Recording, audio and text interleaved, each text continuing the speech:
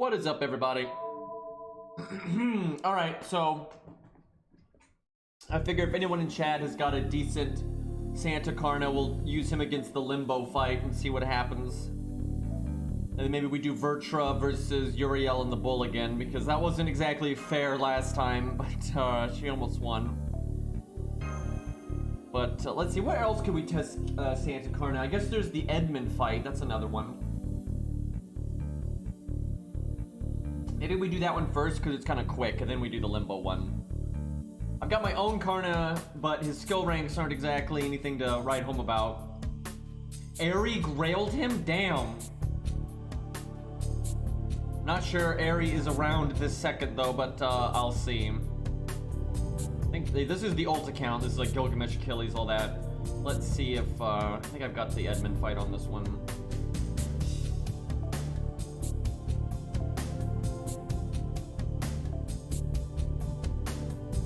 Okay, let's see here. If I have to use mine, I'm gonna be pissed, because yeah, mine's at least max level though, but an MP5. But I figure most people are at this point because of double XP. I'm not sure we're gonna be able to summon Aerie at this hour.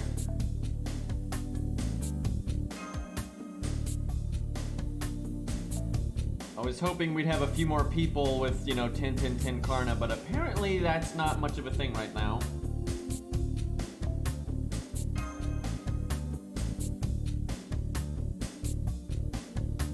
Look at that 222 there. Very, very good. I might actually have the mats to make him 10, 10, 10, but like if he uses bones or something, I don't want to use those right now.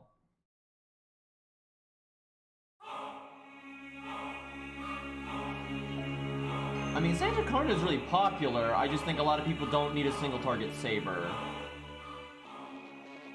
Dust and chains. I've got those, but I kind of want to save my dust right now.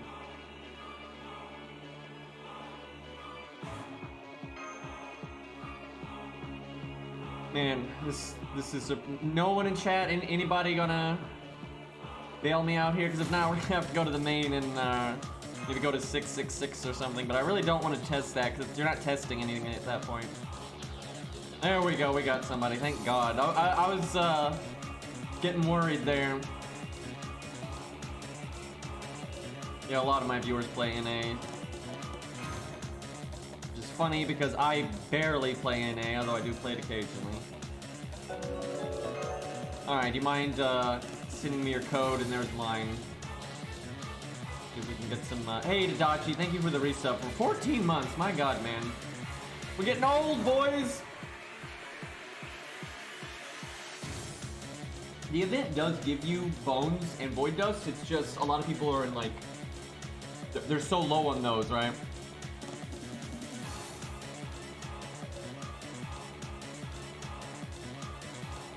Yeah, X, if you can send me whatever your friend code is here. Generally the quickest way to do this. I think playing both NA and JP is not that bad if you only play one account on each. Then it's fine. But if you play like 2-on-1 or 2-and-2 or something like that, then it's awful. Like, it's absolutely awful.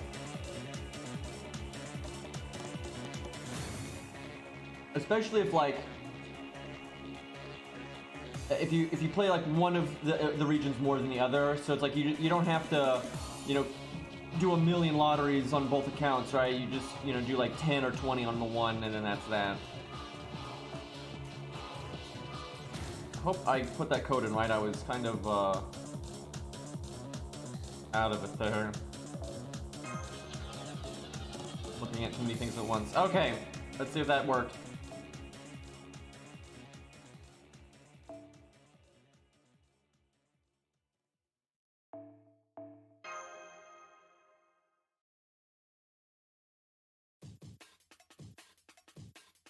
Not looking good.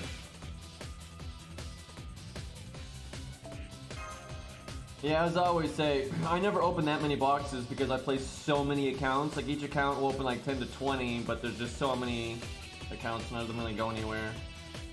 And it's like every account is normally behind too, so I can't afford... Yeah, I don't think I actually got added. Well, there's Aerie. doesn't have him slotted. Feels bad. Oh, requests were full. Alright, let me try that one more time.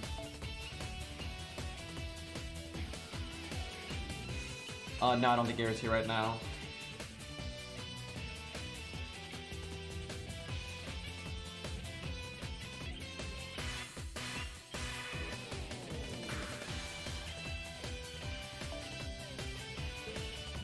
What? Oh, I did 6 instead of 3. There we go. Round number 2. If that don't work, I might switch to Virtua, because I don't want to spend 30 minutes of my stream doing nothing.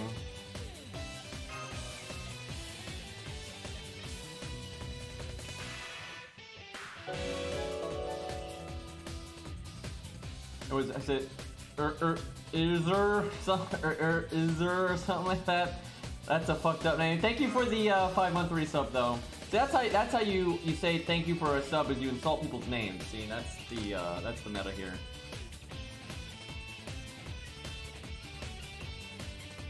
All right, what mystic code? Definitely default or Atlas, I would think. Let me look at his cooldown link here. Hey, Looking Glass, thank you for the 135 bits. As we sit here doing nothing. You know, very, very engaging stream right now. Alright, he's 5, 6, 5. It's very tempting to do Atlas. Although a lot of his effects won't matter too much. Like debuff immunity is kind of irrelevant. Yeah, I'll do it. We'll see what happens. I feel like in a lot of fights this is totally right and there's no problem using Atlas, but this fight is so bursty and like more short term that I'm not sure. And Lost with the 100 bits, thank you.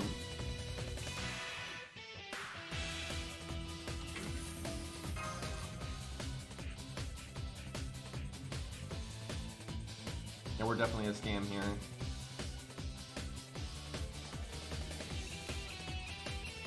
Most Megalobox music will get you copyrighted, so.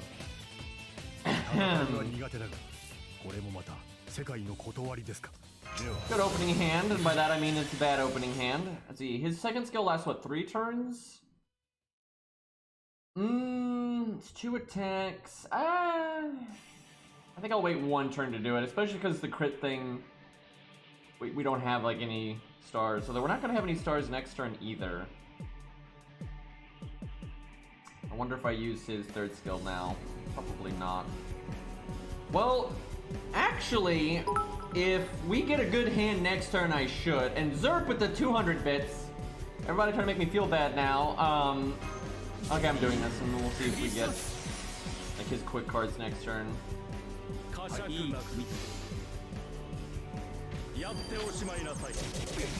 Edmond may well just murder us, we will see. He has a tendency of one-shotting people.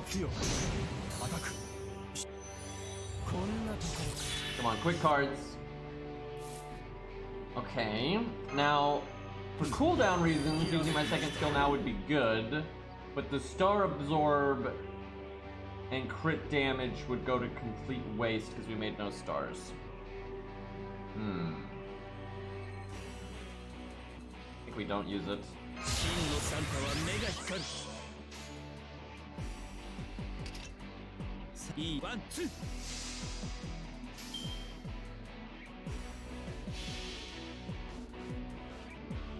Yeah, I think 100 bits is $1 or something like that. I honestly don't really keep track.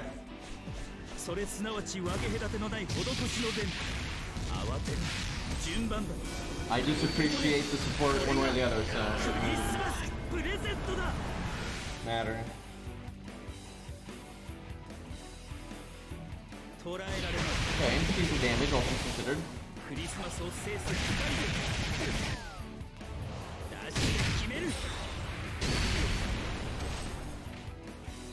Oh good, he has crit down. That's actually really good here, because that's generally how this goes to hell, is Edmond just buster crits you and you're instantly gone, right? So that's helpful.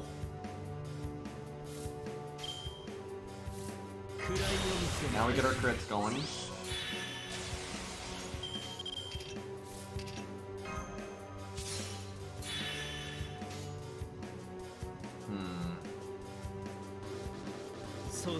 want to crit next turn.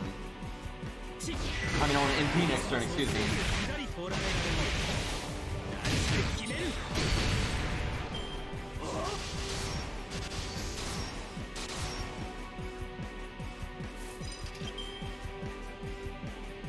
Thinking Atlas is going to be a mistake here. We're not going to live long enough, I think, to go around the wheel here. I need Edmond to not kill me this turn, so I can use invulnerability next turn. Also, please don't quick charge this turn. Or unless you want to quick charge as your final action, that's fine. Yeah,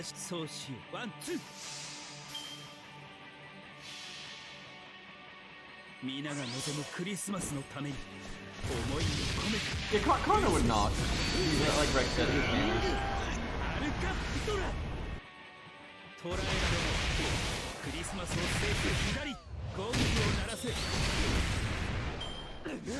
Don't kill me. What? What? All I know is we're dead. It was censored.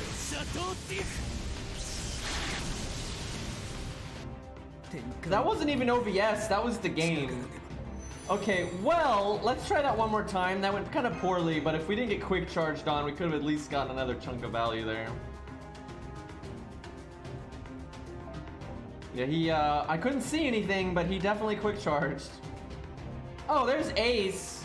Ace with the 94 and command codes and everything. All right, we'll do that. I kind of want to do both though, because I kind of want to see it. Let's do this one again one more time, because I want to see a more like baseline, and then we'll do the fancy one. Because honestly, a lot of the 4-stars at level 80 would struggle here, I think. Especially if they don't have upgraded NPs and that kind of thing. You know, my PC was fine, your PC was fine, Twitch was fine, OBS was fine. That was just completely in the game. What was really weird is the screen was black, but like you could still see the skill text. You know, Herc's not gonna struggle now. He'll be fine. Okay. This time I don't think we use our third skill.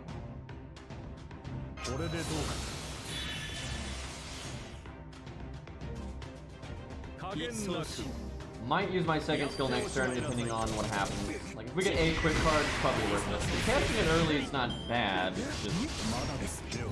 Well, without Atlas, we're not gonna go around the wheel even if I do cast it early. We did get quick cards though.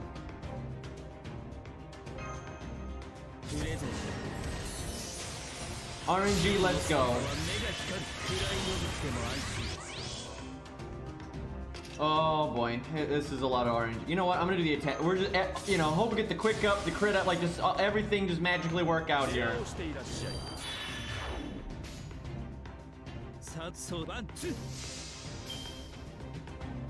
Oh yeah, we don't have crit down. That's just Shin Gong. We just have quick up. Well, we have like a turn, then we're not gonna instantly die to a buster crit. But then after that, we're susceptible to dying. But our health will be low enough at that point that it won't really matter. Crit! Crit! Yeah, there we go. You gotta punch the Christmas spirit into them, you know. Very fitting music.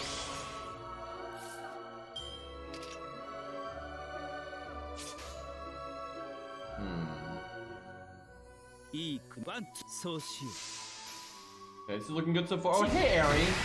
We were just, looking for your Karna.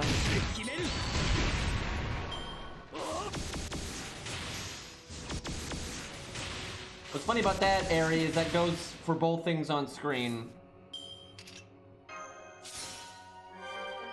Well, I don't know if Edmond counts as good, but he is awesome. But I don't know about good. Okay, I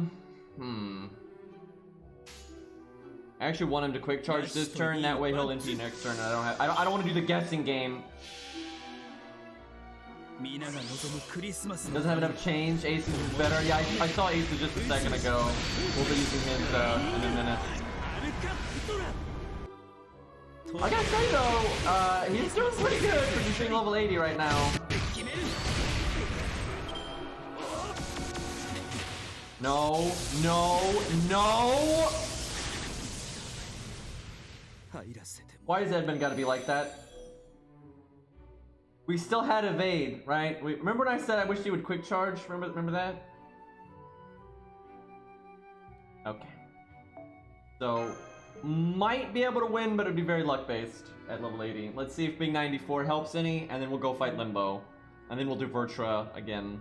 We have lost Vertra now. Alright, this is a big upgrade because we have command codes now. Although these aren't particularly good command codes, to be honest, but they're okay. They're at least something. It's better than nothing. I'm assuming Ace has like the good shit on some other characters right now, which I do not blame him. And then also, you know, the command code UI is the true final boss of this game.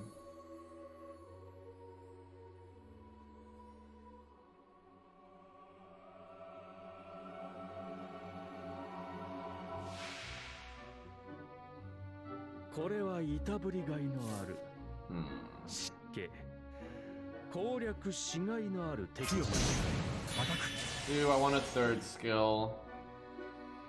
I mean, there's no way to know because it comes down to what your next hand is. I think we won't, and we'll actually make stars this time.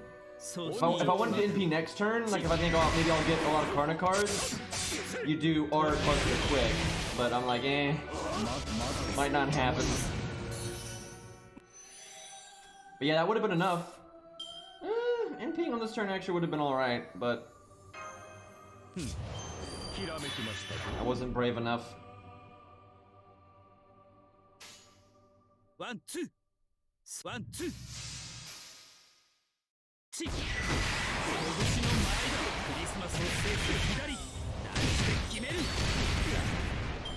18 stars just off that, ain't bad.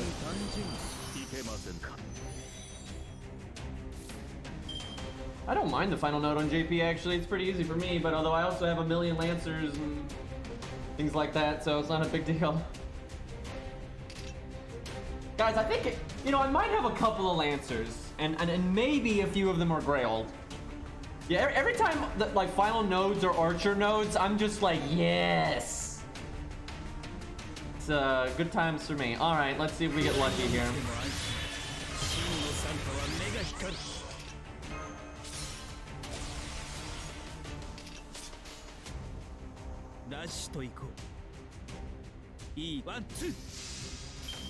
Yeah, I'm actually happy they've been mixing nodes up. I like how they've done 1-1-1 nodes and 1-1-2 and, you know, all kinds of shit. I think it makes a lot of other units useful that normally wouldn't be. And it just makes things different, right? So I'm glad they do that kind of thing. I hope they do it more. I actually really enjoyed the 1-1-1 nodes because they really incentivize single target for farming. And that's rare. You don't normally use single target much for farming. No reason to use our third skill unless we know it's gonna, you know, hit a breakpoint, because its other effect is irrelevant. 1, 2 1, 2 Pretty sure that mouse command code makes your quick damage, quick crit more damage or something. We have 16,000 health now, though. I like that. Okay, what if he quick charges though? Why do we keep getting these turns? Quick absorb. Okay. Oh yeah. That's like that art one. Cause yeah, there's an art one like that where it's absorb. That card type. That's a sensible thing to give him though. I'm gonna say he's not gonna quick charge, and if he does, he'll do it as his third action, right? So totally safe.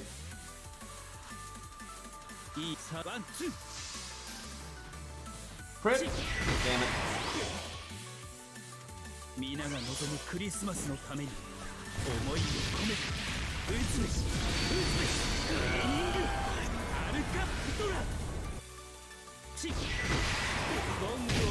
Don't quick charge. Also, don't bust your crit. Okay, now you can quick charge. Now you can quick. That's a buster. Oh my god, we would have won if he didn't do that. If he did like a quick attack or something, we would have won. Because, or even art, I think we would have won. Because we were going to evade next turn, and then we get an NP again. I think that would have been just enough. So it's possible, but it's not not a high win rate. But that's fair enough. This is a kind of an annoying stage because of how much fucking damage Edmond does. All right, let's go against Limbo. I think he can handle this. He might be pushing it a little bit, but I think he can handle this. Oh fuck, is Ace here? Oh god, please tell me Ace is here, because we need the command code. This is not gonna fly if we don't got the debuff clear command code. Wait, actually maybe it will, because he's got his third skill. You know what? You know what, Ace? You are here, but let's not give it to him real quick. Let's see if he can be a manly man and beat it without it, because he does have that third skill.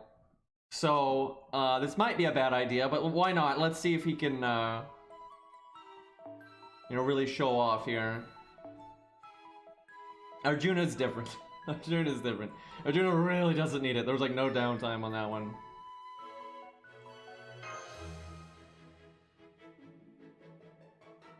He's got a pretty good anti-debuff though. It's not as good as Arjuna's, but it's still really good.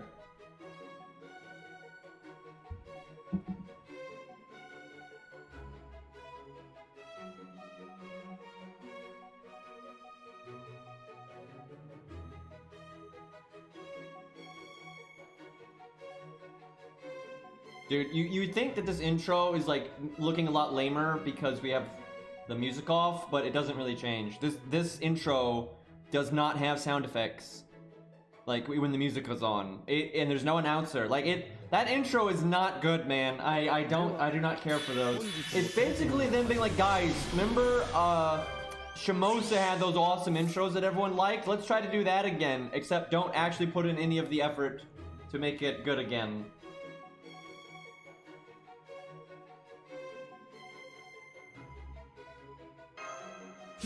Not the best start. Okay, we do this. He's AoE, so I suppose we do this. We're throwing the crit away, but long-term value, let's go.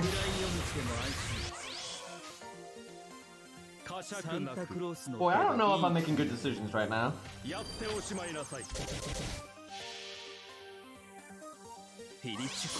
Good old Taiga. I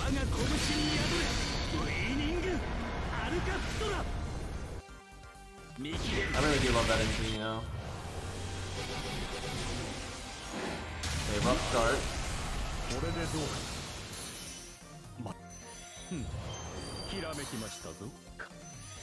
Funnily enough, I don't really want to use our third skill right now because it'll just overcharge. And if I get more debuffs, I can just remove them with a thingy. Like, no big deal.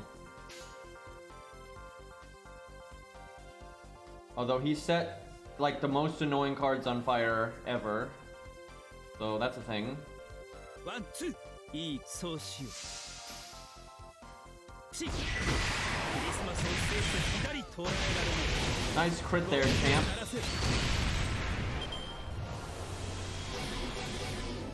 Okay, it's definitely time to use our stuff here. Oh my god. Well, guys, we're not whiffing our third skill's battery at least. We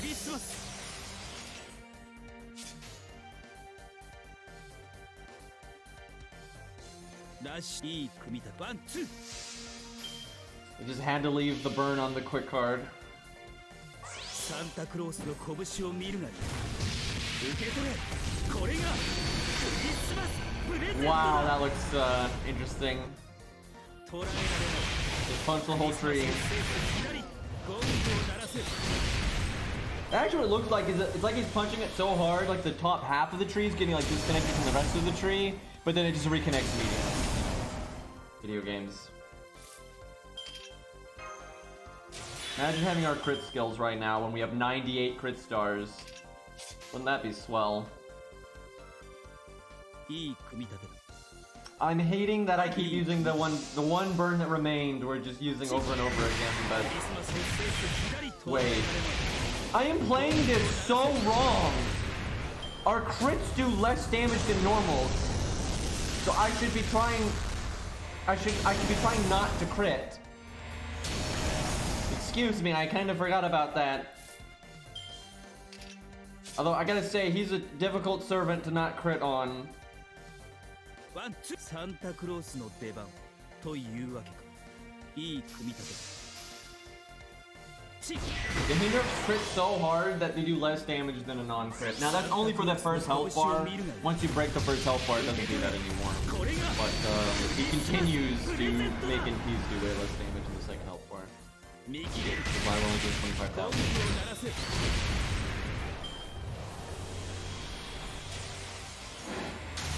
Ow. Okay, not a great start here. I'm going to use this now because I need the health. Like, forget the debuffs for now. I need to not die.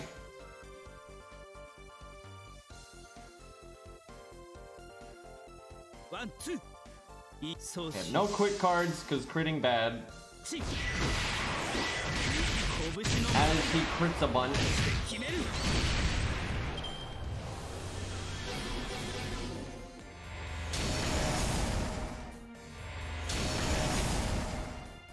Boy, I would have liked to have gotten my NP there.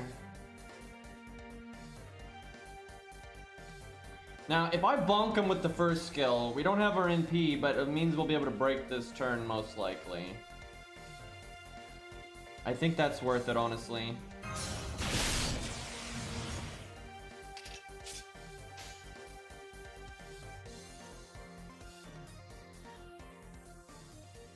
So shield. One so shield.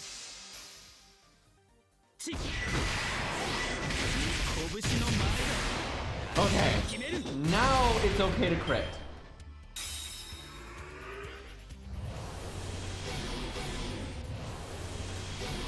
Oh, yeah, we're gonna need that command code.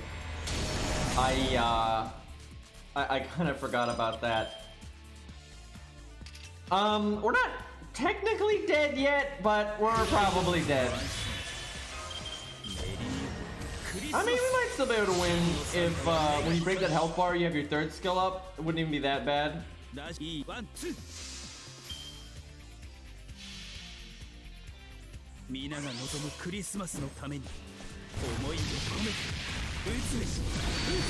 worry, guys, we removed the guts that he didn't actually have.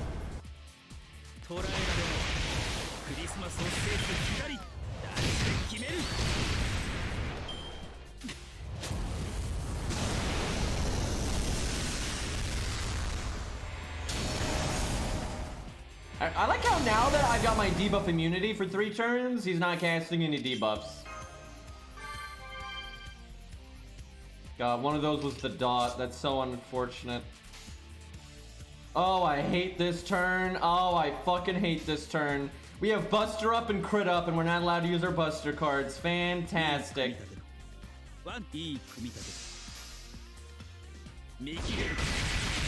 I think we removed the dot ourselves last turn. Maybe we're okay on that one. Wait, no, that one doesn't remove the dot. That's the Nasu one. I think this is doable without the command code. You just need to line up your third skill with the bar break. That way you're immune. And we're not technically dead yet. I like how he's not debuffing us though while we're debuff immune. But if I was playing him, I would do the same thing. I would just wait 3 turns, and then when the debuff immune is gone, I would just start spamming them. Could he like cast him once? Like literally once, so my third skill's not going to complete waste? There we go. Nope, that was the MP drain. And that still works. Okay. Okay, Limbo. You got me. Oh my god. And see, now that the debuff immunity is gone, because, you know, 3 turns have gone by, just watch. Now he's going to do it. 1、2、いい組み立て。クリスマスを制す左捉えられない。何して決める。 Yep. Oh, we guarded one though. How about that? So if we hadn't guarded one there, we would have gotten the insta-death. But because we guarded one, We're still in it. I don't have my MP right now.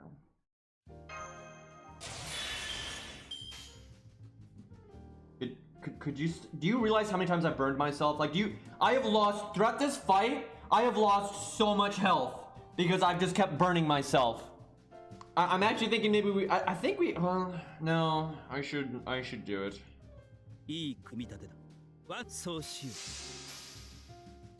If there's no burn, he is just on. I don't know, man. I think for the amount of damage we've taken from the burn throughout this fight is probably going to be the reason we lose. For real, it's pretty nasty. Okay. Now, part of me wants to do my third skill to just get the immunity up, but I would be wasting the battery. I think we wait one turn, then we cast it, I think. I want to break here, though. Maybe I just NP right now. I'll make so many stars. Yeah, I'm going to do that. Because making that many stars is good, because it kind of sets me up for the next turn.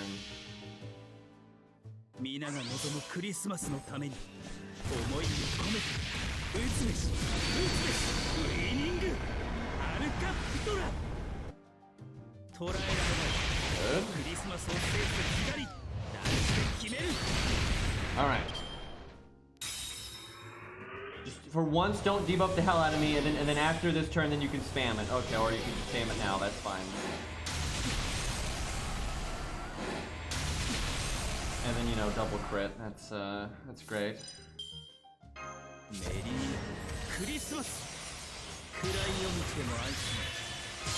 Even in this despair, Karna is still wishing Limbo a Merry Christmas. What a guy. I'm literally have to burn myself again. The amount of health that we have lost from this.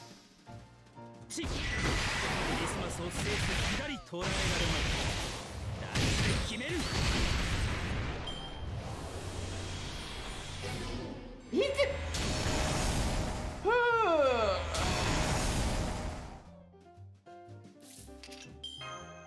Thankfully, his NP does like no damage now, because now he's trying to insta-kill you. But we're still done though, I'm pretty sure. If we don't die this turn, we're certainly dying next turn.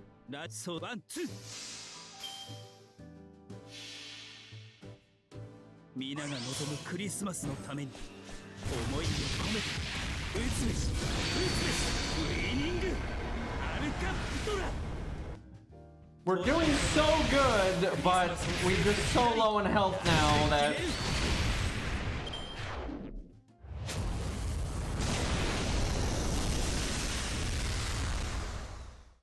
I'm mad.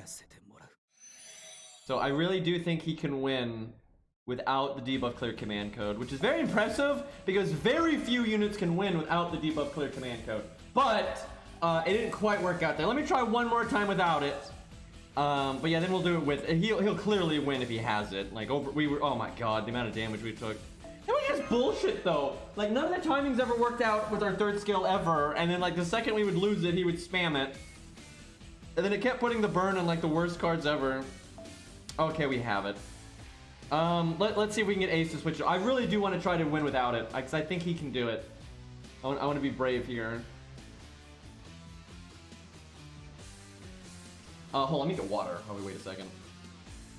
But yeah, if you want to be smart here, you obviously use the debuff clear command code. But I want to give it a go without, just because he was pretty damn close there. All right, 1 minute. I'm gonna get water.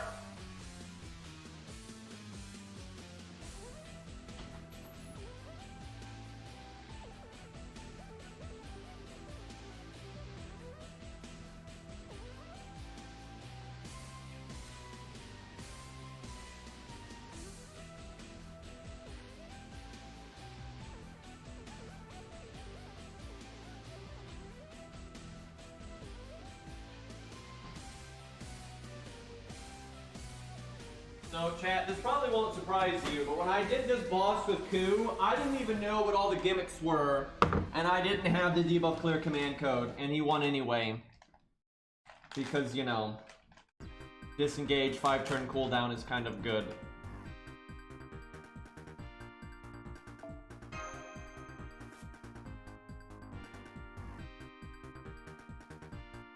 Ace has left the building. This support list though.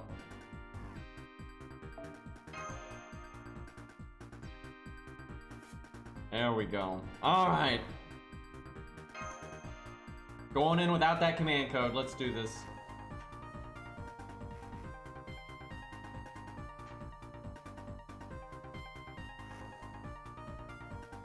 Who can live forever in this fight is as long as you get to the third bar in a reasonable amount of time, the boss's damage just becomes low enough that Ku can just live forever. He's never gonna get the insta-kill on him. There's just no way.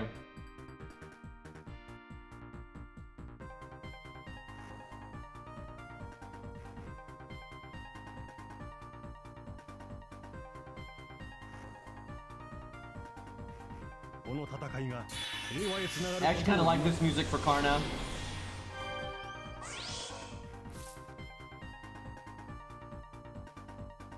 Now what I don't like is this opening hand.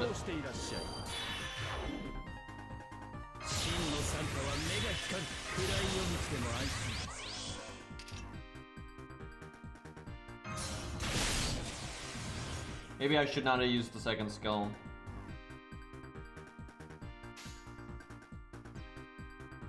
Nasu といい組み立て。好機ですよ。サンタクロースの拳を見るがいい。受け取れ。これがクリスマスプレゼントだ。捉えられない。Honestly, Nintendo. Oh, hey Marcellus, thank you for the gifted sub. I appreciate it. But Nintendo is unbelievably inconsistent with how they handle their music in like DMCA and Twitch and YouTube. And they're so inconsistent.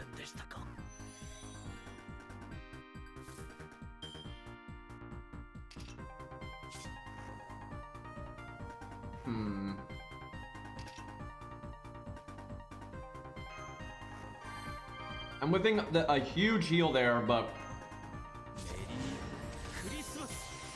I'm gonna try to get ahead of the curve here.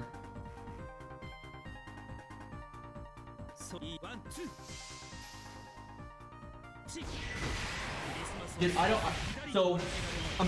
know this because I've kind of followed this kind of thing for years, right? So, for example, they used to basically DMCA everything, like literally everything, right? Even if it was happening playing in the background of like of game footage, it was ridiculous. But then I remember, out of nowhere one day, they just stopped doing that. And like, they stopped claiming, like, a lot of music that was already claimed just stopped being claimed. Just boom, out of no, just all of it. But then recently they started to claim it again, but not consistently. Like, I've seen them claim the Spirit Tracks music. But it's not automated. It's not like every version of Spirit Tracks music they do it. There's like some channels they do it on and some they don't. I think they don't really have a consistent internal policy about how they want to deal with this kind of stuff.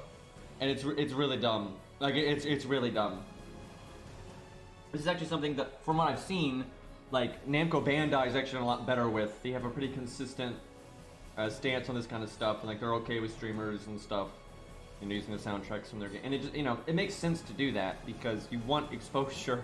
It doesn't make any sense to de-incentivize people giving exposure to your IP, right? It's silly. It's not like anyone's like, they seem to think, and this generally happens when you have a lot of suits like higher up that don't play video games, they don't watch Twitch, they don't get it, right? So they think, man, if we let these streamers use our music, or if people, you know, are playing our game and stuff and we don't copyright claim it, people are gonna go to Twitch to hear the music instead of buying the soundtrack, which is such a stupid line of thinking. Like, good God. But that's where it comes from, very much so. And some companies, like, they understand the landscape and like how video games are these days and how Twitch is like really good for marketing and everything. And no one's gonna go listen to the Dark Souls soundtrack by watching someone stream Dark Souls. Literally no one is going to do that.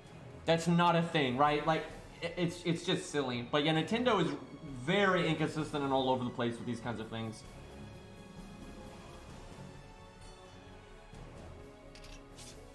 And I always say this, and a few companies do this. A few companies do this, and I have so much respect for them because it's forward thinking. It cooperates with like the current, you know, video game climate, if you will, but also it's good business.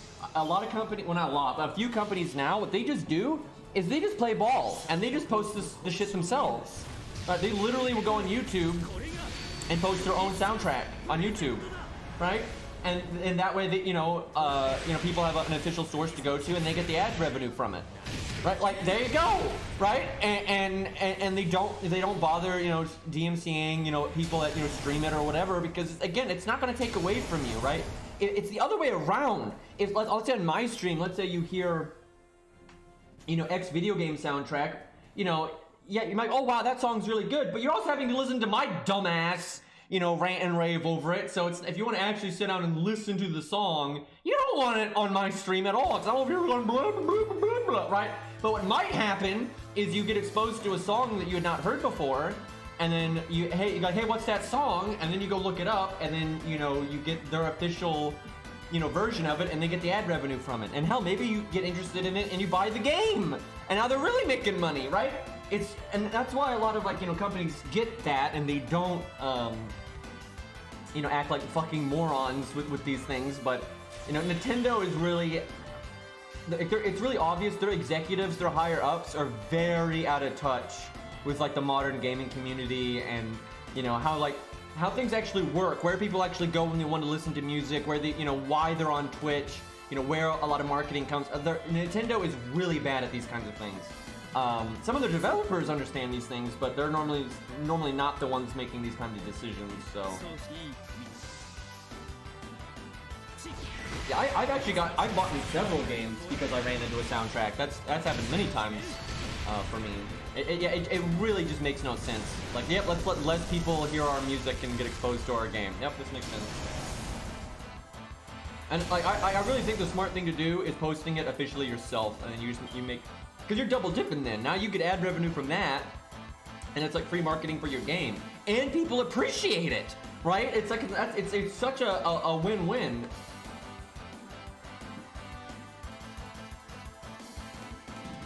I think some of it comes from people not wanting to, like, adapt with the times, right? And like, this might be sad, but it's just the truth. Like, old-fashioned, like, OST sales don't really exist anymore. You know, it's like every once in a while, especially if someone really likes something, they might buy an OST to support the dev, and I've done that.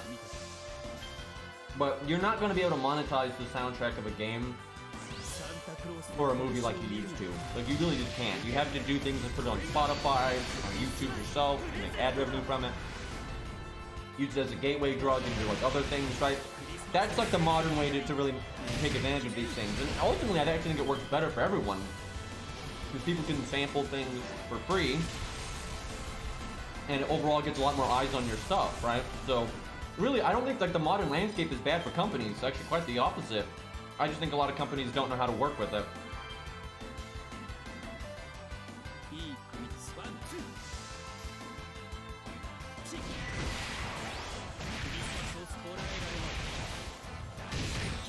That'd be way too hard to do, Red.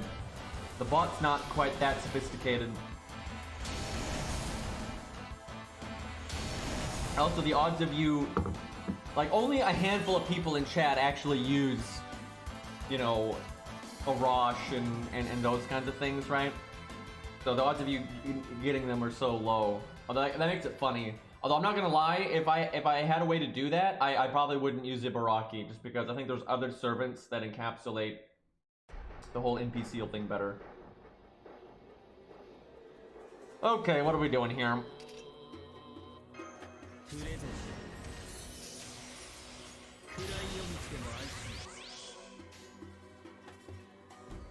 And yeah, we kind of already got an Ibaraki thing anyway.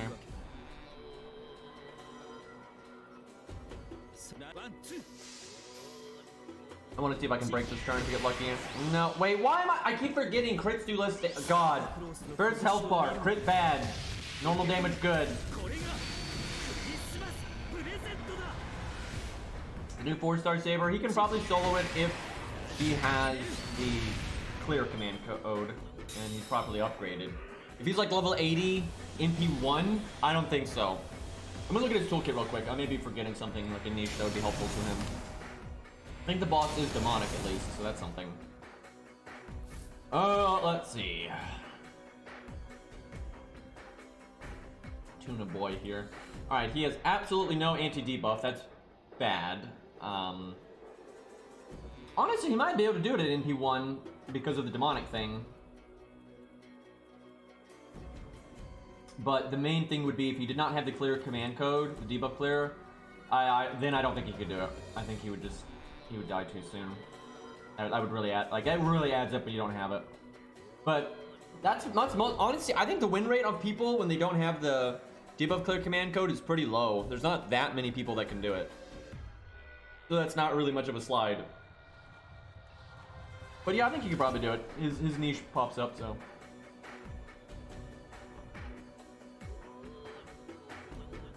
Yeah, I'm gonna have to change the Asclepius command some.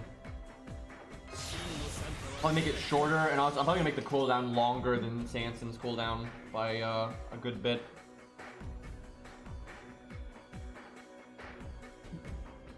I don't think Fana can do this under any context.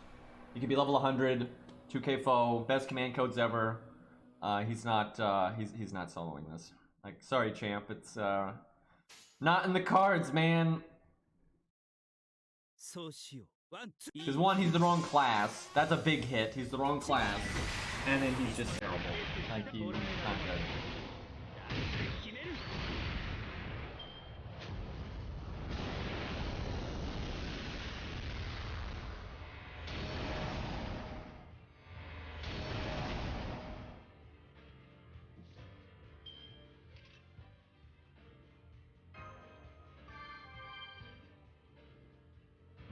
I really wish I'd gotten my NP there.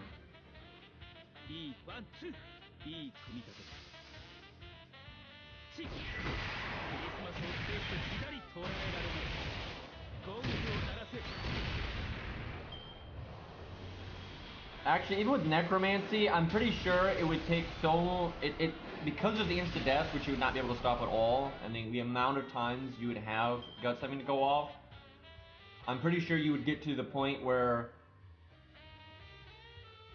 it became so statistically unlikely for it to ever work that I doubt you would ever get a clear of it.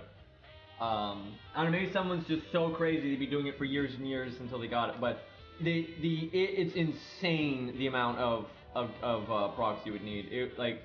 It wouldn't just be rare, it would be, I mean, like, if this was a time limited event, the event would end before you would ever get a run. Like, I really don't think people realize how bad the odds would be.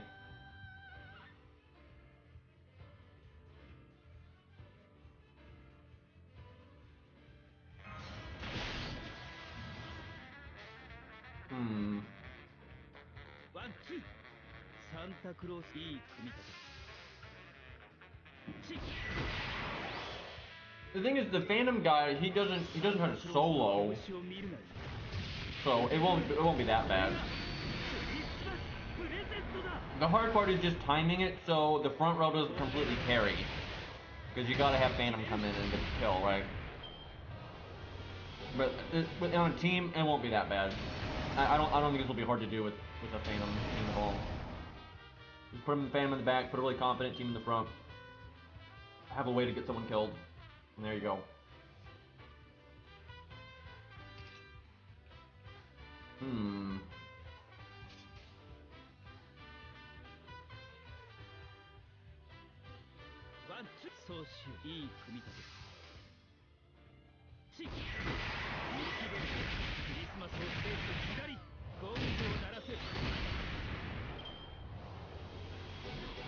Damn it, dude!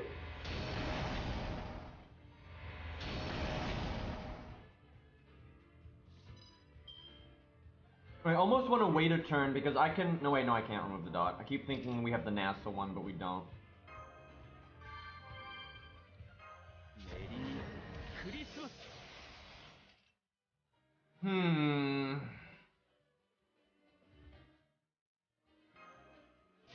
I almost want to not use our first skill because I think we can break without it.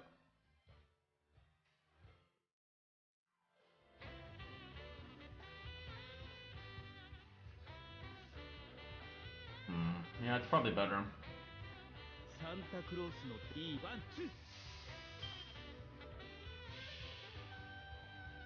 フィニッシュコンビネーションいくぞスーリアの力へ我が拳に宿れ The thing is, like, I don't think people realize how not hard this boss is if you bring a good team. Like, it's not hard at all, like not even a little bit. You know, you don't need to use your support slot for like a second Castoria. You don't need to do anything of the sort.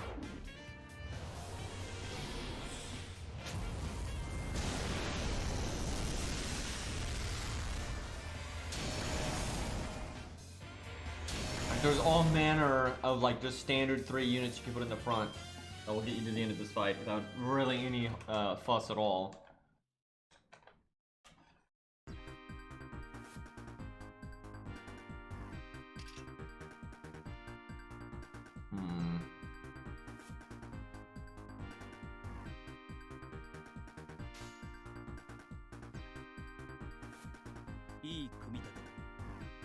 I'm jumping through hoops right now to not burn myself because we're cutting it close here.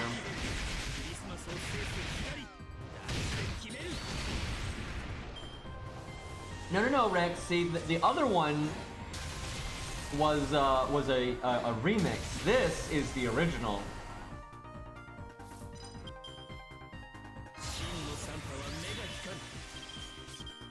I think we're fucked. I think we're gonna die to the NT again.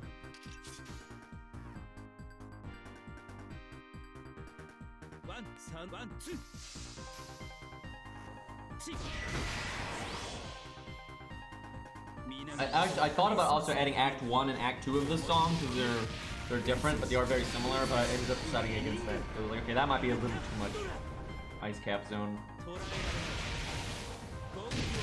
And what I should have done when I was streaming Genshin 1.2 is I should have made a whole playlist of snow music.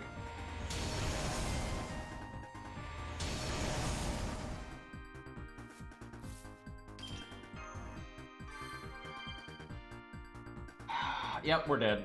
God damn it, man.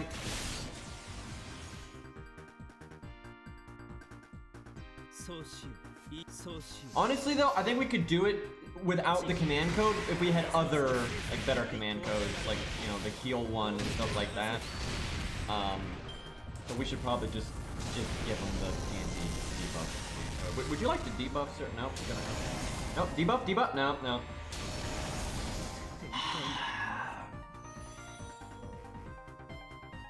There he goes.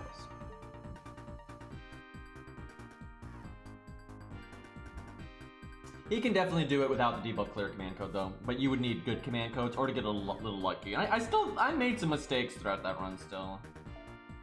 Got a bit distracted there. All right, let's just give him the command code for God's sakes. Let him win, because I'm sure he'll win with it, like no problem.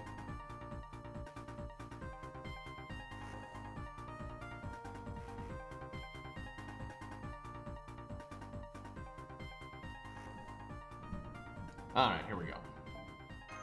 Should be pretty easy now.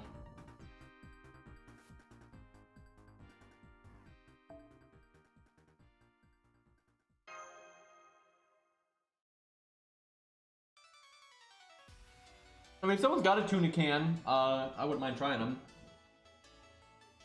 I'm not sure we have someone here that's got one that's good for this, but we'll see. I actually have not played him on stream, I don't think, ever, actually.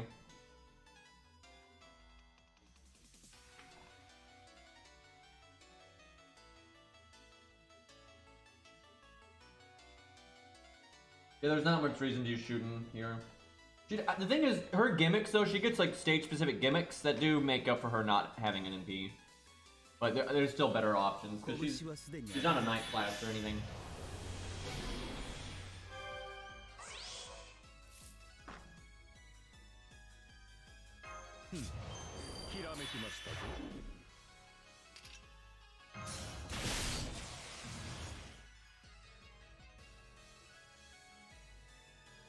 I think I don't use the second skill, I just don't think it's worth it here.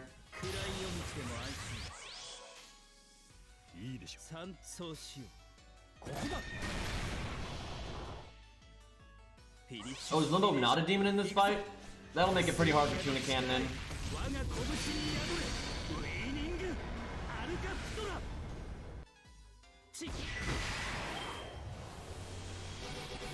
Dude, Story Kentoki's stage-specific gimmick for the Ibuki fight is nuts. It's actually pretty easy to win with him.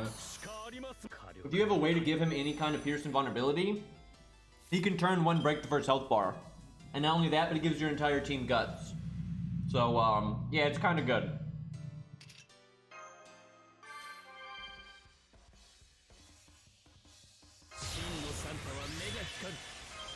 I played this better this time. Like the way, like it's better to take the damage there than heal like that. That was the way I did last time was definitely inefficient. ワンツーそういい組み立てチックリスマスを制す左捉えられますゴングを鳴らせ Yeah, Calamity Jane can be really good in the Ibuki fight. Honestly, she's pretty good in general when I think about it, just because if you need Pierce Invulnerability, she's one of the most reliable ways to get it. And it's 3 turns, and then crit buff, star absorb, attack up, NP battery, attack down, crit down. Like, it's pretty decent support. And if you're fighting a Saber, then she does, you know, okay damage on her. I keep forgetting that critting is bad. I really gotta remember this. You know what? I'm gonna do the fucking art card then. フィニッシュコンビネーション行くぞスーリアの力よ我が拳に宿れウィーニングアルカプトラ見切れるゴングを鳴らせ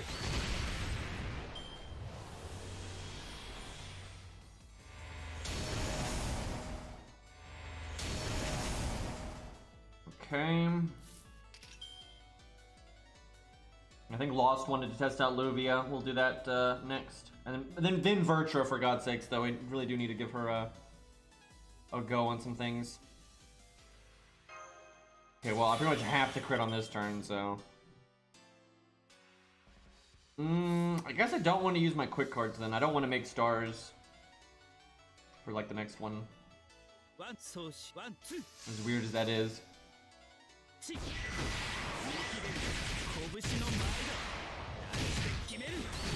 The extra attack best boy here. I mean, triple buster decks would definitely have an easy time because their extra attack will do so much.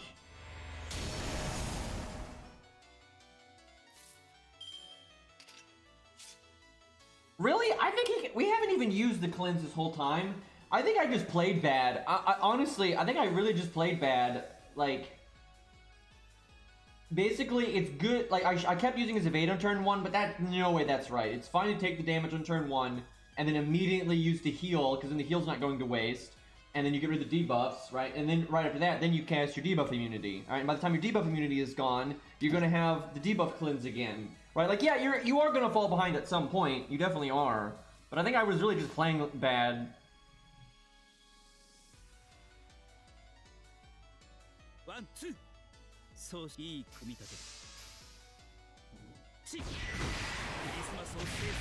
Although it definitely does help though, because then the first health bar is the easiest health bar to deal with debuff wise. Like you know, he doesn't cast as many. You're definitely gonna fall behind on the later health bars. But we were cutting it so close. Like, we were cutting it super close.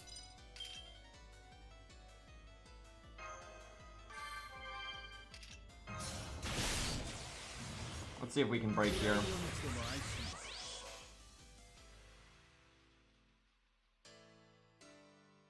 I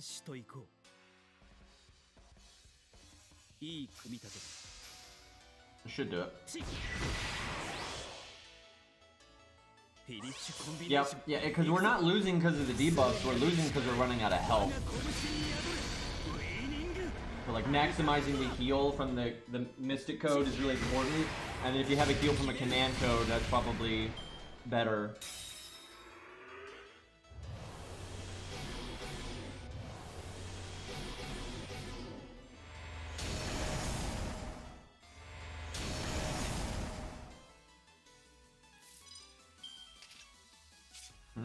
That's awkward. クリスマスいい組み立てワンそうしよう Hopefully it removes the one on itself, so we don't take damage here. No!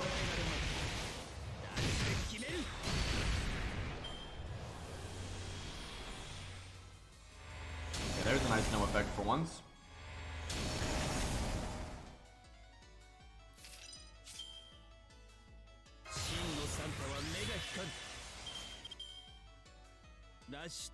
Okay, this time it has to remove the burn on itself, so we won't take damage on this one.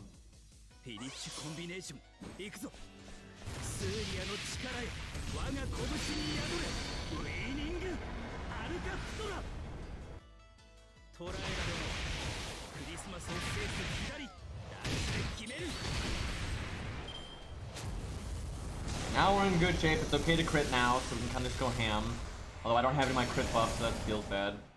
Though I think my first skill might come back now. I can't remember. Kind of lost track. Nope. Damn. Do we heal right now? It's our last turn of debuff immunity. Yeah, I think we do. We need, like Aries said, it's more about the health than anything else. Especially, like, if we didn't have the clear command code, maybe we wouldn't do that, but we do have it, so I think it's totally fine. We gotta get ahead on health.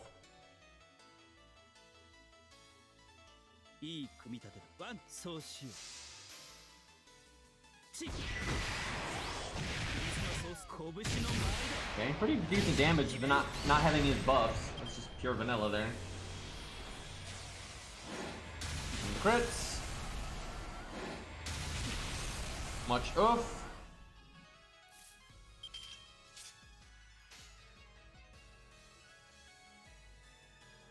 One, two. 30% crit versus make more stars for next turn. Ah, we'll do the stars for next turn.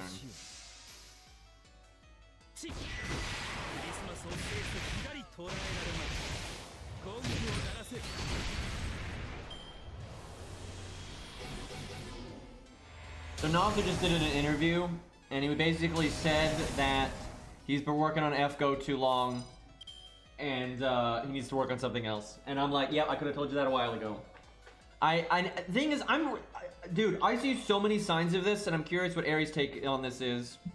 But I see so many signs that Natsu's one of those like creators that, you know, he wants to work on other things, but he can't like delegate, right? He can't let other people, you know, do that. He has to be involved, right? Because he cares about, it's obvious he really cares about the stuff he works on. And it's obvious, like, through that last interview that he's crazy proud of FGO and his writing and Fate, but he also wants to take a break from it. Like, everything he said wasn't even like that he was sick of it. It was that he wants to take a step away from it so he can come back to it fresh, right? And that's very normal for a creator, right? That's very normal. But everything he says and does in interviews and stuff just reeks of, like, he should just take a step away from it and you know, delegate to other writers and stuff that he trusts, but he, like, can't. Because you know, some writers are just like that, you know, they just can't be away from their baby, right, if that makes any sense, and he very much seems like that. Because, like, there was that one interview where he was like, yeah, I'm stepping away from FGO for 3.0, and then literally the next interview was like, oh yeah, I'm actually writing a bunch of scenarios for 3.0 and shit. It's like, what the hell? It's like, it's crazy, dude.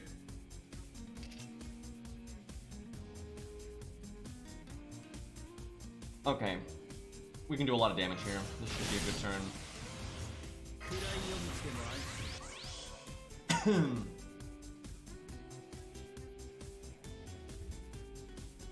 But I mean, I get it, you know, if you've got an IP that you've created and wrote and everything, you know, you're gonna be really cautious with how it's used and that kind of thing.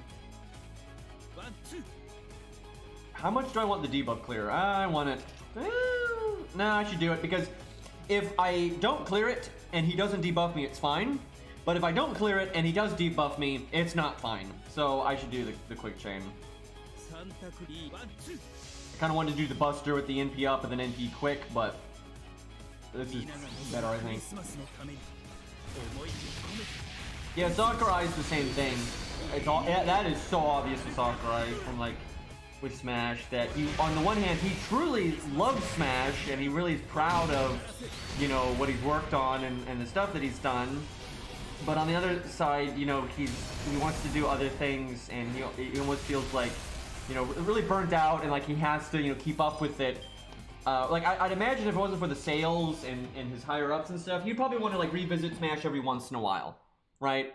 I don't think he'd want to, you know, do it like every other year or anything like that, right? It'd be one of those things, you know, maybe every 5 years you come back to it, because then there's more Nintendo games that have come out and more things to reference and work with, and you've had time to, and that's pretty healthy, honestly, when you've got like something you really care about. I know it's kind of what the Berserk guy does. You know, Berserk is basically his life work, but he doesn't work on it all the time. You know, sometimes he takes massive breaks from it, and then because of that, then when he revisits it, he's ready, and it's you know, that's generally healthy for those kinds of things. But it's obvious from like things I've seen from like Sakurai in interviews, he also doesn't trust. I think he feels like if he just gives the IP to Nintendo, they're just gonna run it into the ground, and he's probably correct about that. That's the thing. So, and I don't think he has the power to like hand the IP over to somebody like that he can hand pick that he would trust. He basically would just have to hand it over to just Nintendo as a whole, because the whole reason, because ultimately they could take it away from him if they wanted to. They just don't, because he continually does a good job, right? So it's almost like if he doesn't continue to do a good job, he knows the IP is going to get ruined and run into the ground and milked to death, right? But on the other hand, that means he has to like work on it forever. So it's a terrible situation to be in, to be honest, because the thing is, if you don't care about the IP, you don't give a shit and you just step away from it, right? You're like, oh yeah, I did my thing and that's fine, and I'll just give it back to the corporate overlords, and if they ruin it, that's their problem. But if you actually care about the thing, you don't want to do that, right? But then you also don't want to work on it forever. And yeah, that happens to some people, and it really sucks.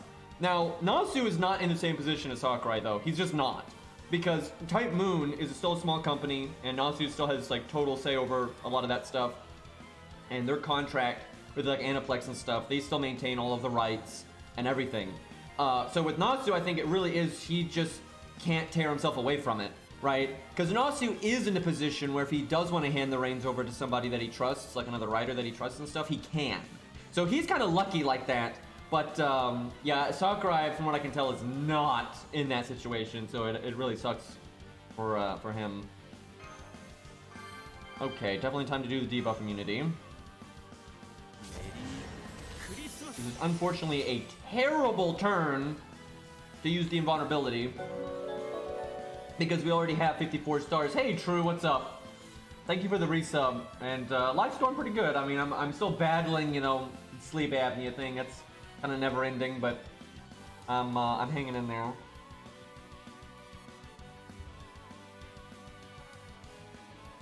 From what I've heard, they have been working on the Tsukihime remake just kind of slowly, and it's because of FGO, but they have been working on it as far as I'm aware.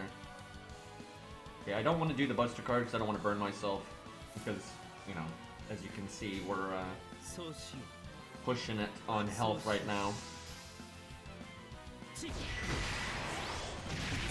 Really, I just need the pandemic to end, because a lot of the stuff that I need to do would involve going outside a lot. And now is not a good time for that. So hopefully we can get, you know, the vaccine works out and all that kind of stuff.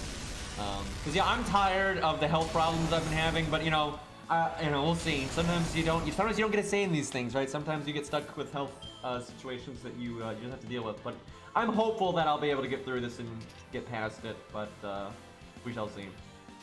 Ultimately, I can't bitch at all. I really can't, right? Like, I'm so lucky, you know, yeah, I've always had these some health problems that have annoyed me, but like, with the pandemic and everything, me being able to make my living through streaming and everything has been so helpful. Like right now, I could not like bike to my old job. I could not bike back and forth. It's just impossible. There's no way I'd be able to manage that right now.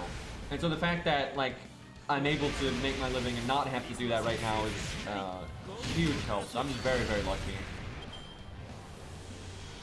And like my job is just silly, right? Like literally my job is silly as fuck. Man, I think we're gonna fucking lose again. But yeah, Aries right. What we need to win, we're not struggling with the debuffs. We're struggling with just the health, right? We're not living enough. And there's a few reasons for that. you know, one, I gotta say, you know, Karna's damage is good, but it's nothing like mind-blowing, right? It's pretty, you know, it's a good 4-star Saber DPS, but he's not like blowing people out of the water here.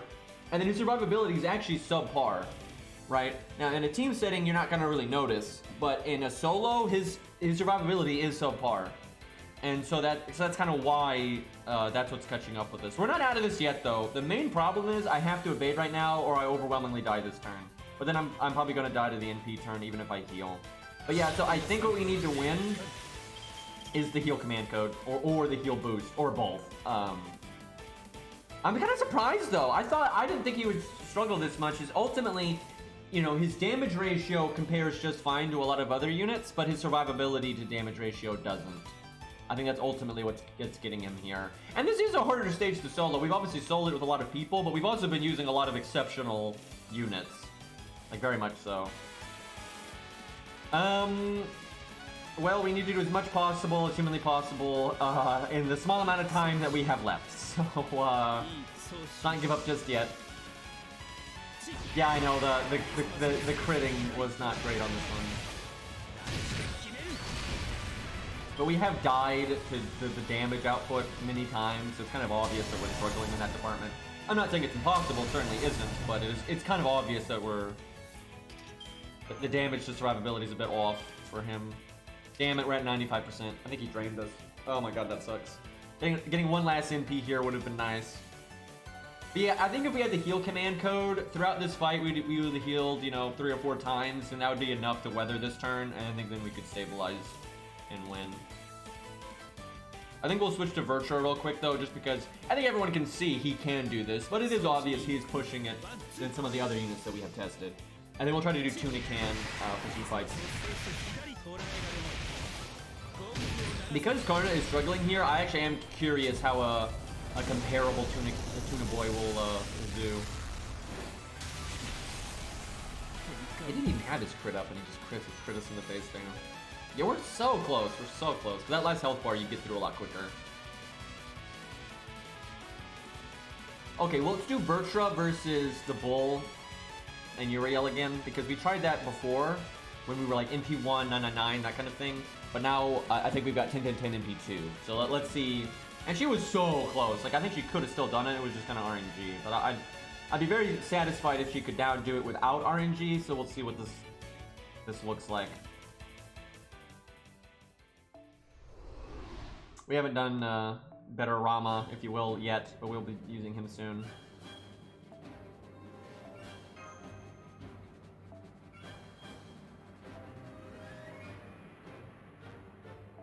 Okay, we got Ares, which is NP1, 10, 10, 10, very nice, and then we have Lost, which I think is NP2, so we'll probably go with Lost just to kind of shore it up a bit, but I wouldn't mind seeing how that does.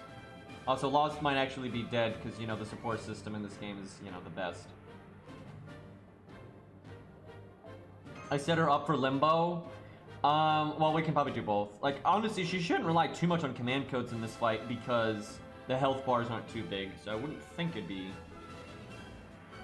that bad. Yeah, these are still fine. These are still fine. I guess Atlas is kind of a must here because of her stereos.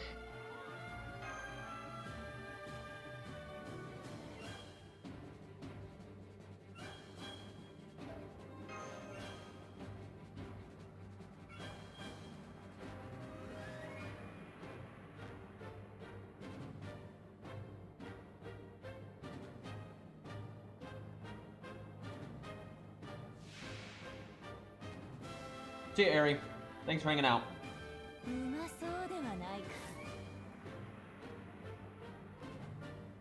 If we get our NP really soon, there's no point in punching Uriel in the face, because we'll break anyway. I think we punch Asterios in the face.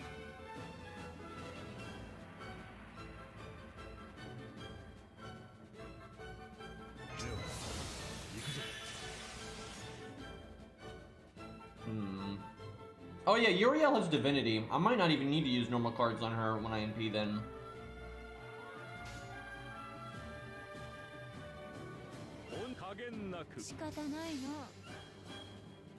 やっておしまいなさい。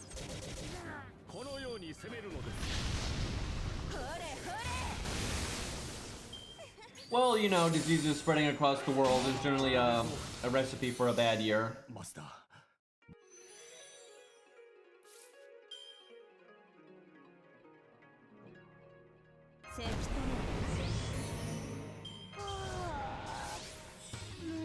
Maybe I shouldn't have used that. Oh, because I think we might have been able to break without it, and so then the battery is wasteful.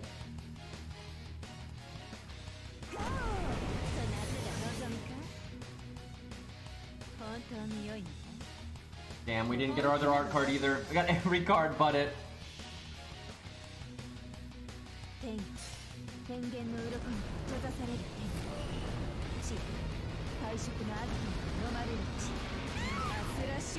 Guarded. Damn! Oh man, that's not good. Okay, should have attacked Uriel. Uh-oh. Fuck. Okay, that's bad. That's super bad. I'm just gonna restart now. That is so bad. I thought the anti-divinity thing, right? I was like, oh, this will be fine, but it wasn't fine. Okay, gonna punch Uriel in the face. At least on that turn. I think on the turn before it doesn't. You can hit Asterios, but on the NP turn you gotta hit her.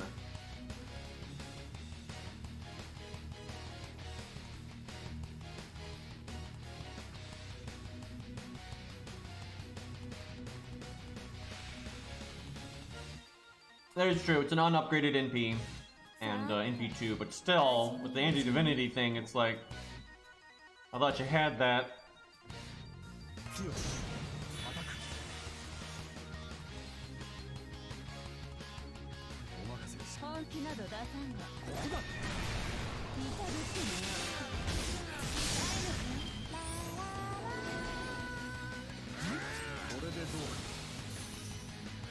Okay.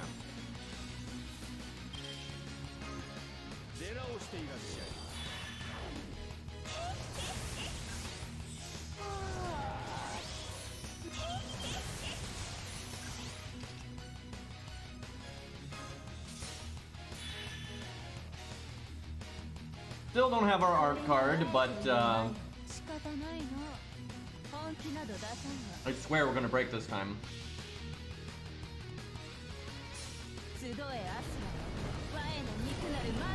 I mean, there's a lot of particle effects on the screen here. They're setting to like render and stuff.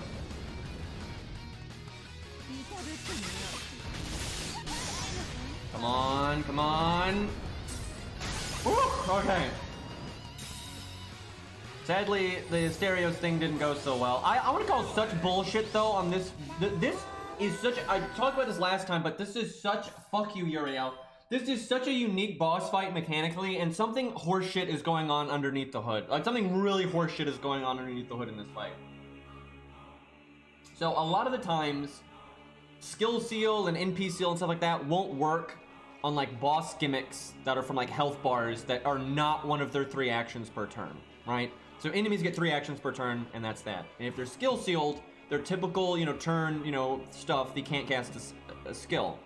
But if, like, when you break a health bar, the game, like, automatically casts something, and they have them do a skill animation just cause, a skill seal won't stop that. But that ability that Asterios uses is not a break bar thing, right? Now, he won't do it unless you do break the health bar, but it's not an automatic cast, right? Like, if he's stunned, he won't do it, as I think. I should test that. Because it does count towards his 3 actions per turn, right? It counts. But he's skill sealed and he still gets to do it. So it doesn't make any fucking sense. And generally the game doesn't work that way. So it's an exception. Actually, I should not have taunted with Qin Gong because I've noticed pretty universally that they will almost never attack on that turn. Because their skills that they cast are, again, they count towards their 3 actions per turn. Sometimes they'll attack 1 time on that turn, but it's very likely they won't attack any there. Well, hopefully they just happen to it. Wow, I got lucky with the crits though. Hopefully they just kill Qin Gong here.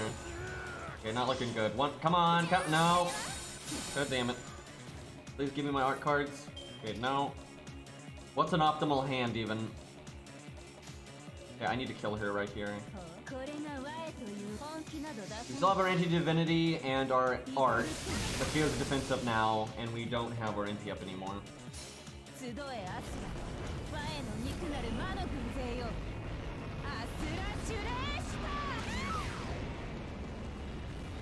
Yeah, plenty of units have kits that are so good they don't need an upgraded NP. There's a load, like Robin doesn't need an upgraded NP at all, like obviously.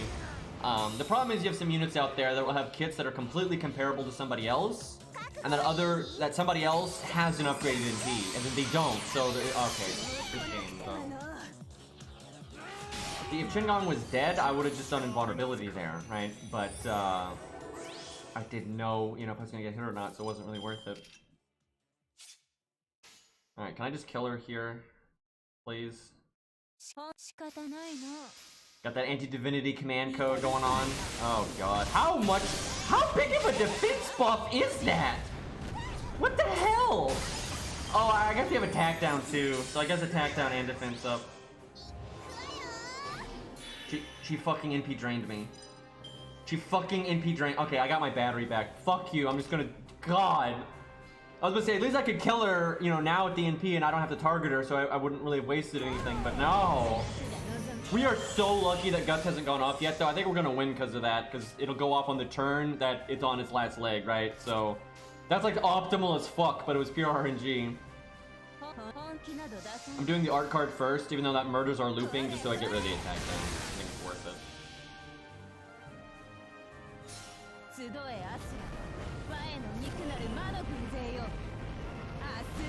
So am I the only one that thinks like the backup heads look cooler than the main head? Not that the main head looks bad, but like all the other heads I think look super awesome.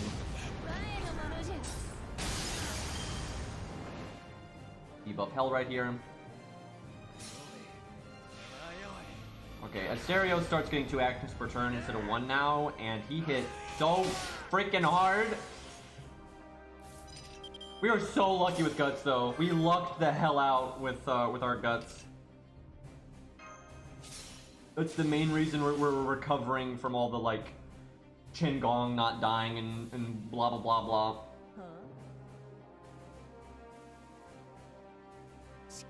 Okay, as long as she breaks here, we're pretty much set. Yeah, no problem. That looks for the save. I really like that Dragon Breath right there. That looks really good.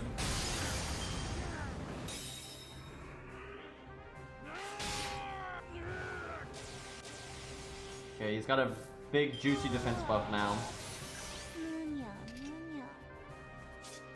Thankfully, yeah, so this turn would be, if we hadn't gotten so lucky with our Guts, this turn would be really make or break. We would have to win right now or we lose. Thankfully, because the way Guts worked out, we're kind of ahead on survivability, so we should be alright. Do I go for the heal? No, the heal is never going to save me. Like, I get to 4,500 health. There's no way that's enough to... I don't think I go for the loop, we go for burst damage. Even with her art up, I'm pretty sure Buster first is better. I'm gonna go slow-mo in case we win, so I have more time to cancel the app.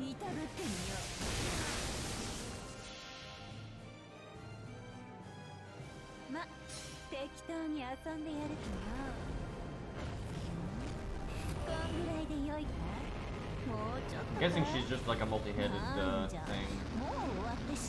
I'm not super familiar with what she's based on. I know what it is, but oh boy, yep, we need that Guts. Yep, we definitely need that Guts. Got a lucky crit in there though, which really helped. But yeah, if we didn't have the Guts, we'd be fucked. We actually are still a little fucked, to be honest, because he still has the defense buff. Oh boy. Oh boy. Maybe we do go for the heal, because maybe he'll cast a skill.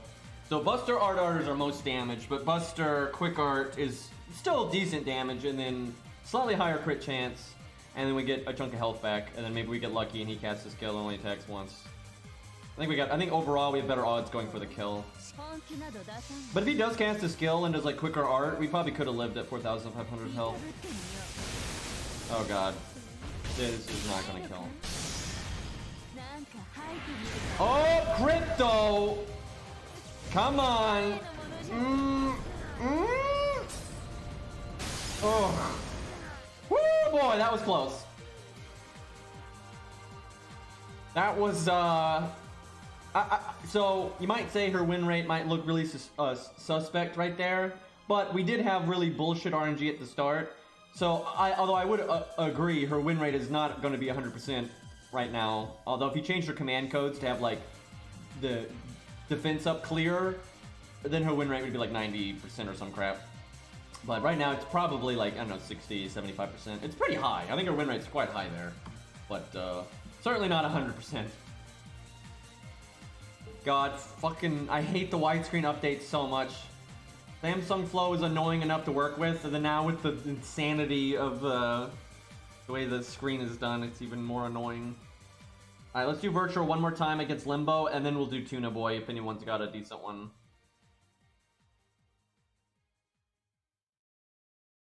Why do I always forget where it is? Wait, is this the wrong account? This is the wrong account. This is my main account. I was about to say, wait, that wouldn't really make sense for Ku to be on the title screen there for my ult account. Guys, now I have to resize the screen again. I was actually pretty lucky. I like resized it once and I kind of nailed it, but that's probably not going to happen again. It was pretty easy to resize it before, right? And then they did the widescreen thing, and now it's kind of terrible. I'm gonna use the border, like you can kind of tell where the new oh god, you can kind of tell where the new like filler shit is based on where the scroll on the side is, like the scroll bar. You kind of cut like, it's kind of right. Okay, that's all right. That's good enough.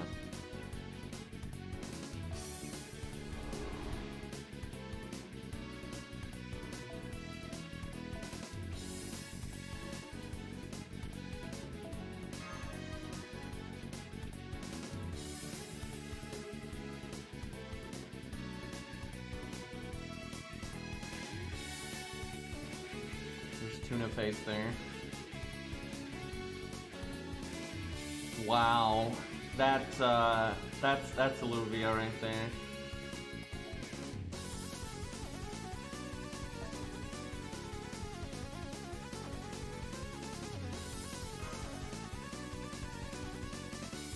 Someone literally just said what the song was. Like literally right above your message, someone said what the song name was. It was funny too, I was about to actually compliment somebody for actually knowing the song name without anyone even asking, right? That doesn't happen very often.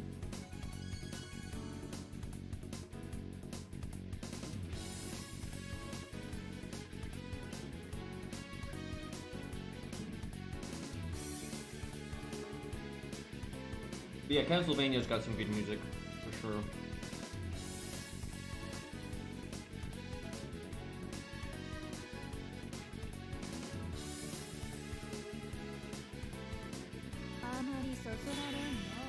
Okay.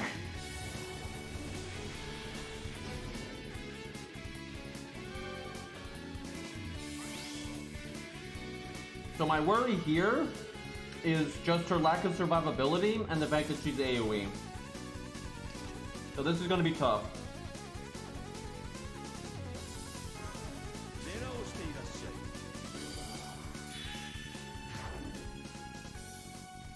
I have not seen the Castlevania anime, and a big part of that is because I don't really particularly like the games. I much prefer like Metroidvanias instead of Castlevania style games. But that's not a very good reason not to watch the anime. I understand that, but I've been told it's really good. So I'll watch it at some. The main issue really is just the fact that I have so little free time in my life right now. That's a big part of the problem. If I was ever bored, I would probably have watched it by now. Like, I really have to stress this, and I'm very lucky because of this. For the last, like, I don't know, 2.5 years, I have not been bored for 1 second, right? Other than maybe, like, if I'm having, like, sleep apnea and I'm stuck in bed or something, maybe that's kind of boring. But other than that, I am never bored because I'm always behind on everything. So it's like, there's no, like, oh, man, I'm bored, I want to do something. That never happens to me anymore, which is a good problem to have, but, a lot of the, like, very enjoyable things you might do because you're bored, I don't get around to doing because the free time isn't there. And when I do have free time, I'm still like behind on other like typical activities I'd want to do. that like things that like are maybe at the very top of my list, like watching anime, rarely happens anymore. But I need to, you know, I gotta say topical with the kids, right? You know, a lot of people in my stream, they're into the animus, right? And so I gotta keep up with these things, right? Okay. I hate this opening hand, but I think we MP anyway. I'm gonna cast this now just because we're not gonna need it for a very large number of turns. I think I don't cast the art up though. It's not gonna do that much here.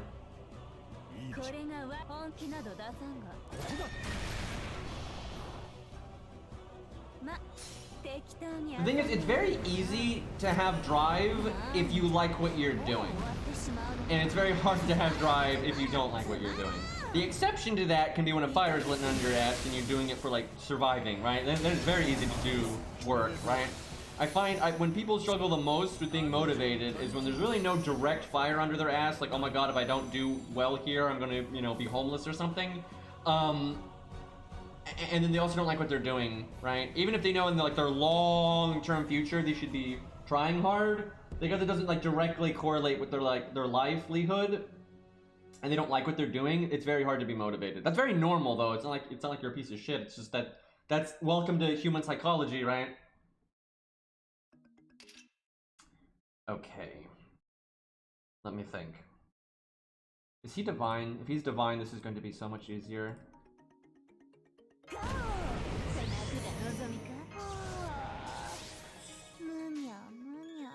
But for me personally, what's really helped me kind of get a grip is one, there's been several times in my life I've kind of had to work my ass off, but over the years I've really understood myself, as cheesy as that sounds, but like I know the things that I like in life and the things I don't like in life, and so I know what to work towards, and I know what isn't worth it and what is worth it, and those kinds of things.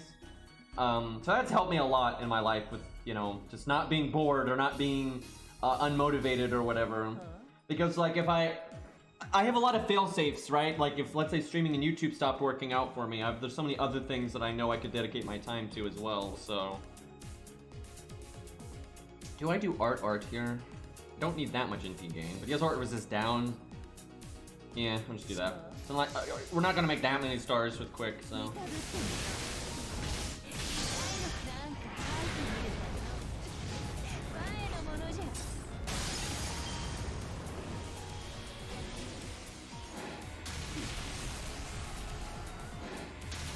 So many crits. So this is something I think a lot of parents don't do a particularly good job with. I think a lot of, and this is no fault of like teenagers and young people and stuff, because, you know, it's just you're inexperienced. This is what you expect out of life. But I think a lot of parents, especially in countries that are so developed now, right? The first world countries, we have so much technology that's so easily at our disposal, right? A lot of parents, through good intentions, through pure good intentions, they actually shield their kids too much from like consequences and like mistakes and stuff, because it's easy to do that now. It's actually rather easy for parents. They don't have to be rich at all. It's very easy for parents now to shield their kids from like the quote unquote, I can't put enough air quotes on this, but from the real world, right? And so a lot of kids go into high school and college with very bad, like, real world experience. And so a lot of what they're learning and what they're aiming for and what their goals are can be very warped, and they're not really viewing college and stuff for what it actually is and what they need to get out of it. And so it makes a huge motivation problem. And then a lot of times it makes people, you know, be very unprepared for when they are kind of thrown out to the wolves, right? So that's something I think parents really have to look out for, is they need to make sure they're allowing their children to make mistakes and sometimes, so, you know, suffer the consequences and those kinds of things, and just, you know, experience the world. But I think overly sheltering your children is a very bad thing to do. It can make a lot of problems. So we have like no debuffs, but we need health. So I think we heal right now.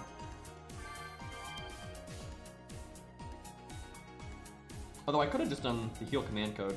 Boy, we have good command codes for this. We have like all the command codes you would want for this. Yeah, I think it's very important to go through some struggles when you're younger in life, because it prepares you better and it gives you a better point of reference and that kind of thing. So, like, in my view, like, if I was ever a parent, you know, God help us all, but if I was ever a parent, my goal would be to advise my kids as best I can, but completely allow them to make mistakes, and I'm not going to control them. And if I think they're walking into a brick wall, metaphorically, obviously, not literally, you let them. But then you also need to be there for them to bail them out, right? That's kind of, you're like the safety net, right? Because people don't learn without firsthand experience. It's one of the best ways to become a better person. It really is. And so, you know, you can advise your kids as best you can, but sometimes they're going to make decisions you radically disagree with, and you think are bad, and then you got to be there for them to, you know, to bail them out. But sometimes also you got to, like, you know, check yourself, and sometimes you're going to think something is a bad decision or not good for them or not, you know, right or whatever, and then you're actually going to end up being wrong. Like, that's going to happen too, right? Like, it kind of works both ways. You got to be able to, you know, allow them to do things you don't agree with, to an extent, right? Obviously, there are massive limits here. Like, there are certain things you absolutely have to prevent them from doing. But on the other hand, too, sometimes you're going to think something is a bad decision and it actually isn't, right? It's, you know, no parent is going to, just because you're older and quote-unquote wiser doesn't mean you're going to be right about everything, right? You're going to be wrong sometimes, so you got to have the wiggle room for these things. But yeah, most people generally learn better from failure. It's just, and that's not everyone. Different people have, you know, people learn different ways. People have different pros and cons, and everyone's experience is going to be different. But it's pretty normal that, you know, if people fail, they learn from it generally more than just being shielded from the world and told about it, right? That's not really the same. But yeah, I've seen a lot of young people these days that are in college are incredibly unmotivated, and they don't really even know, like, why they're in college and those kind of things. So it's tough, man. I sympathize greatly, man. I remember when I was a young lad, my life was a bit different than like that, right? But I couldn't go to college. Anyway, but you know, those younger years when you're like becoming an adult, but you're not like. There's a real difference between like being the typical college age, right, versus somebody that, you know, has already got a stable job, has their own place, and you know, those, you know, the responsibilities aren't quite there yet, and then your maturity is not quite there yet. But you're not a kid anymore. You're absolutely not a kid anymore, right? Those years are tough. For a lot of people, those years are some of the hardest years a lot of the time. So, all right, let's see. Well, so far we're doing okay on the survivability front. I need to work that heal in though. I need to use it as soon as possible so it comes back. So as sad as it is not to art chain, I think we do this because I gotta get that health up.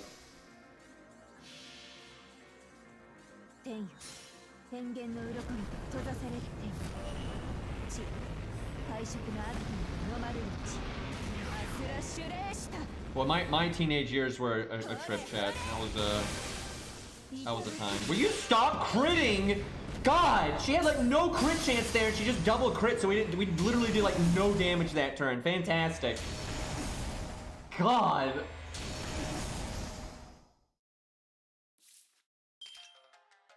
I probably should have cast this. I should be just casting this on cooldown, really, because its damage is going to be more helpful than anything else, really. We're probably going to crit again.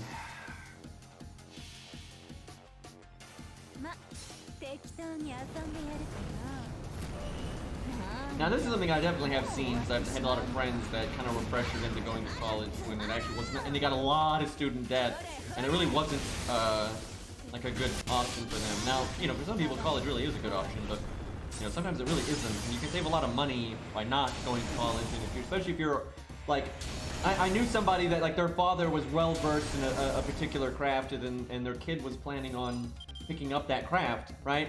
But they went to college anyway, and they got, you know, a lot of debt and stuff, and then they ended up picking up that profession anyways, which they did not need to go to college for, and it was just, you know, and they didn't really even enjoy the experience, right? Now some people might enjoy the experience and you know, networking and making friends and stuff, but they didn't even enjoy that stuff, and they got a lot of debt, and I'm like, well, shit.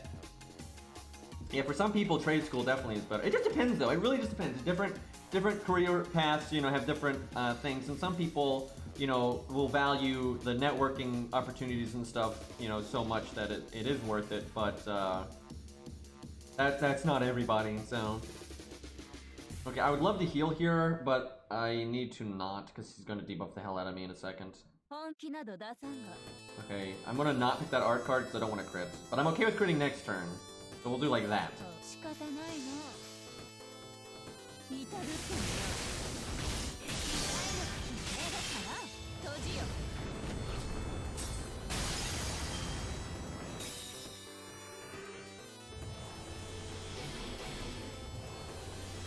Okay, pretty much always does that. I think we guarded one though, that's nice. Okay, we got our heal boost. We got double heal boost actually, this is really good. Look at that 5,000 heal. Okay, crits work now. Crits are more important than NPing, honestly.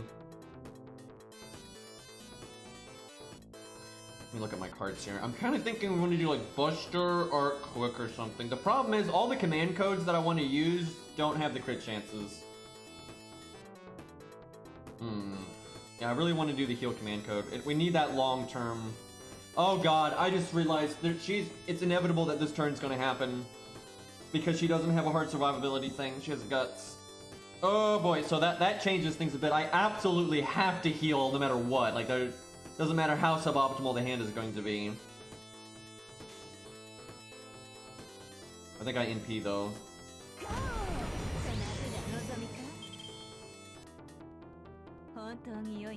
We do this, okay. Cause yeah, we're gonna have to face tank an NP here.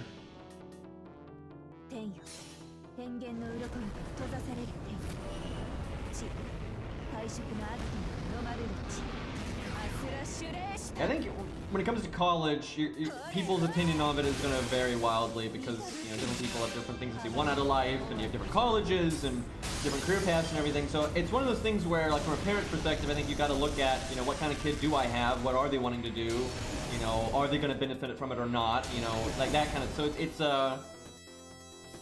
you know, it's kind of you got to take it case by case, which that's how most things are in life. You know, things generally aren't that black and white. So.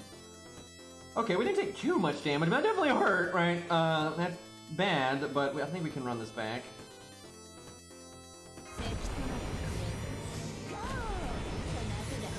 Think here, we gotta min-max our healing. So I needed to heal plus next turn. It doesn't matter if I cast it this turn or not. Although I'm going to cast it this turn just because art chain.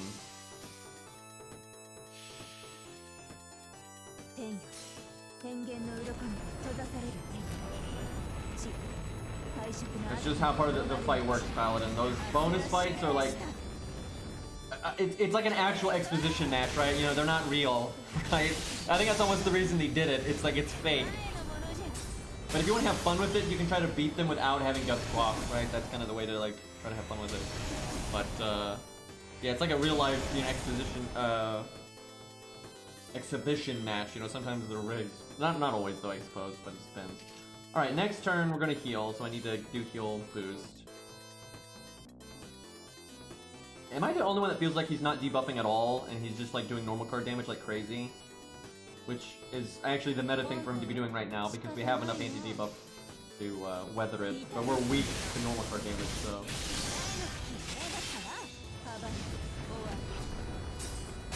I think wrestling is fake, yep. Yeah, I guess you do have skill seal, but it's not like the uptime has been that high.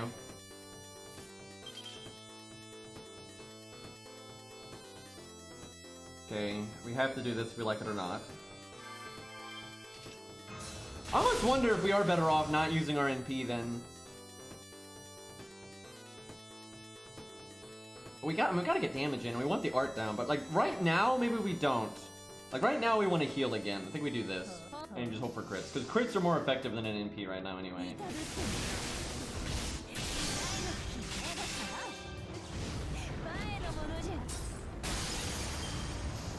Because yeah, we're getting like wrecked because of the amount of attacks he's doing,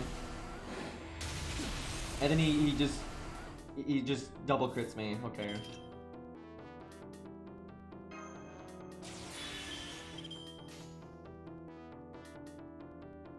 And now we're totally fine with him attacking a bunch because of invulnerability. I need to be able to live until Guts comes back.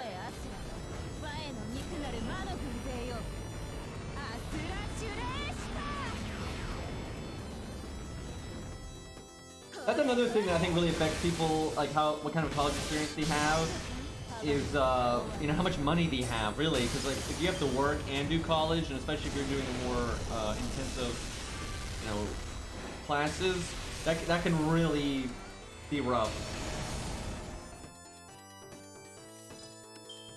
Oh fuck, we didn't break there. Oh god.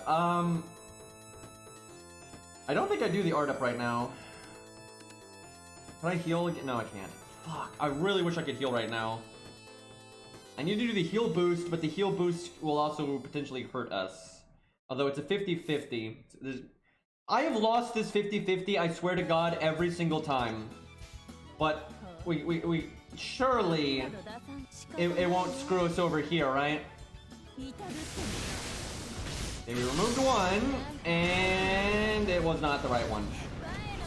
Oh my god. Why do we I swear, we just, every time we have two debuffs, it always removes the one that's on the other card.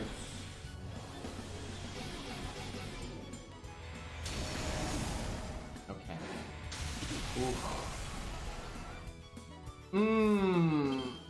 I think we're gonna lose by one turn. I think we're gonna die, and we're gonna be one turn off getting our guts, and our guts would let us stabilize. The only chance we have of... Okay, I absolutely cannot NP right now. I need him to cast his skill. We have got to get enough health to weather his NP, but I don't know if that's gonna happen. But I would be very happy if he would debuff me right now. I need to do... Fuck, I need to do so many things this turn. Okay, we need to do that, and then hope it just removes the... Okay, no matter what, it's gonna remove that. There that's okay. We won't take burn damage there, and then we'll heal some with the heal boost. Don't crit me, just debuff. Like, do normal attack and debuff. Even if he does that, I think we still might die.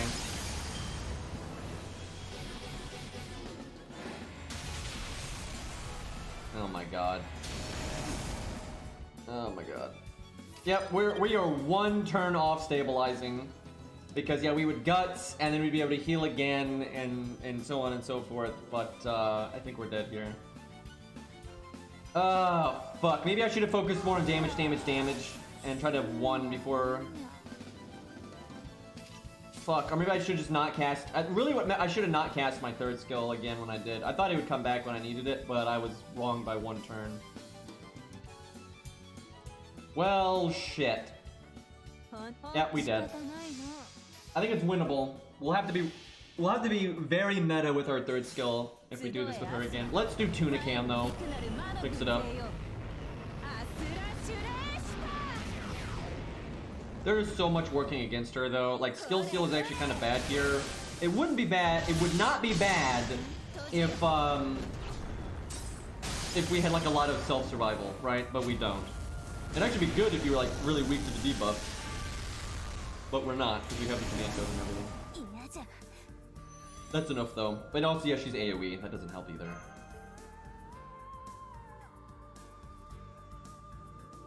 Yeah, you want to use your third skill early, but then recasting it we need to be really careful with. Okay, who's got a good tuna can?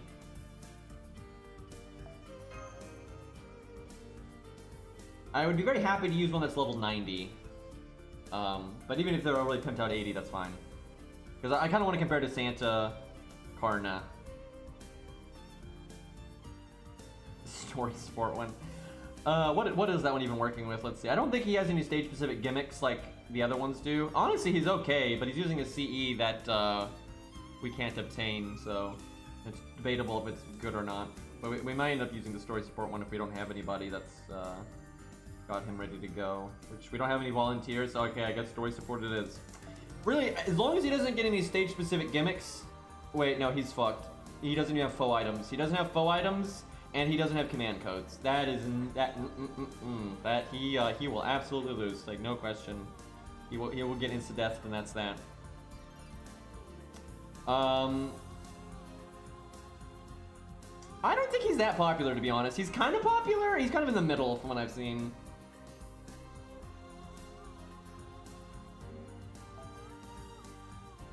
But yeah, there's no way we would kill the boss fast enough to not die to the insta-death. Like, no way. Like, absolutely no way. And he has no anti-debuff in his kit, so, that is some super death right there.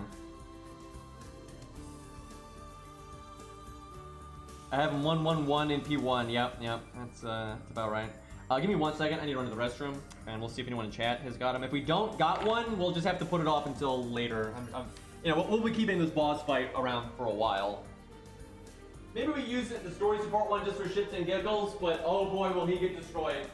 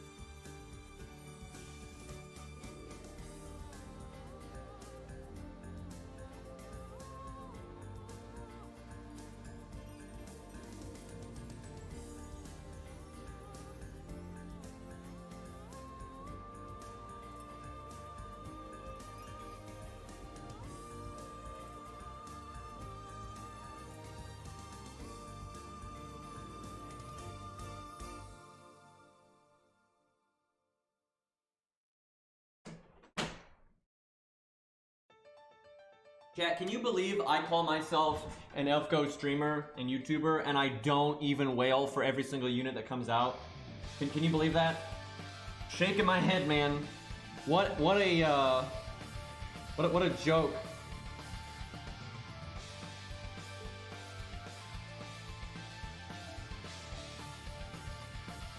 And on lottery events, I'm supposed to open 500 boxes, so you know I can 10 everything.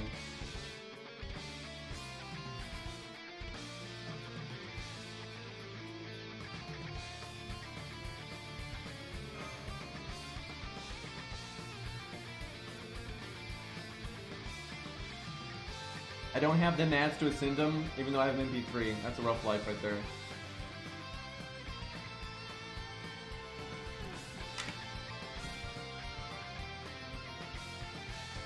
It's funny though, I really do enjoy these games more by not spending money, right? I like the restraints and having to be more careful and plan and use weaker units sometimes. I just enjoy that experience so much more.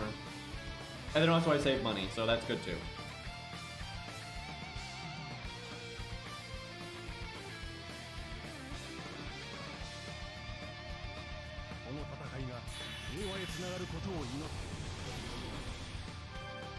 Okay.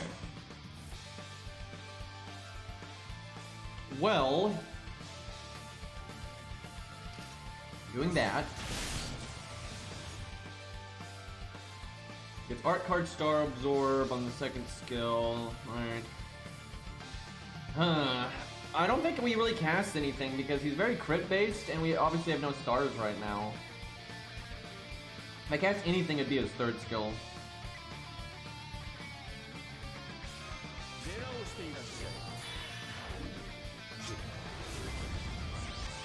Well, we got double crit down on him, so theoretically we should not get crit here.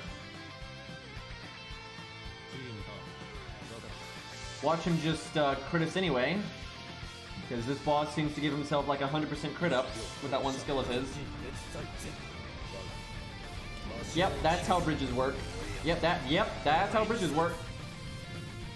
Absolutely.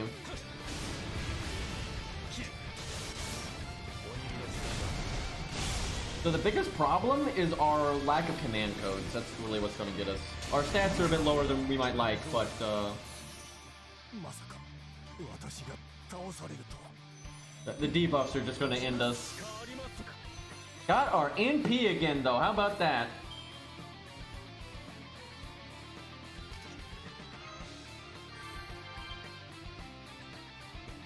It's still not a particularly good time to use our other skills though.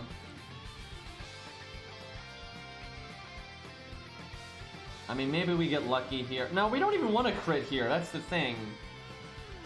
That's right. Critting is bad at the start. What am I thinking? Okay, so definitely X-nay on the first skill. Super no on that.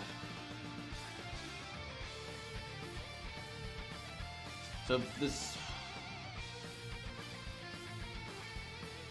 I should have cast the evade last turn then, because the gain rate, and then it'd be back to the next NP. Like for the first NP you do this, and then the next, I think we can still do this. We're gonna be really pushing it on time here. I should have absolutely done that last turn though. Although the gain rate is better on this turn.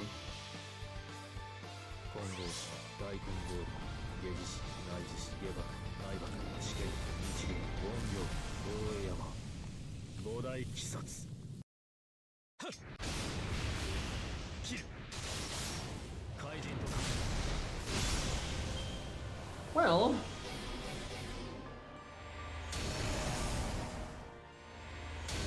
God, we already have debuffs we can't deal with. We are so dead, man. Like, as never mind the insta-death thing, we're just gonna like do so much damage to ourselves over time. Like if he casts the debuff thing again, we are so screwed.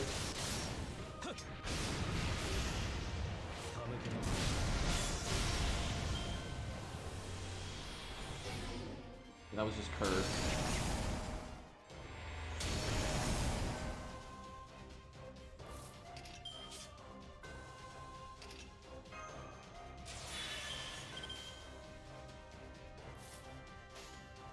The only good thing about these crits are they'll give us our NP back. But obviously we don't want to crit otherwise.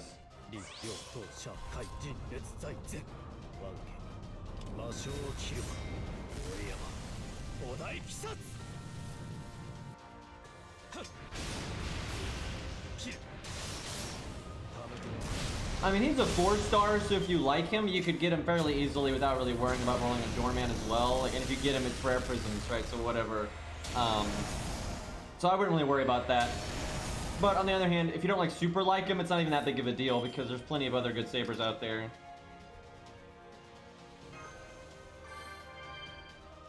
As soon as we break this health bar, though, we are going to be in so much trouble.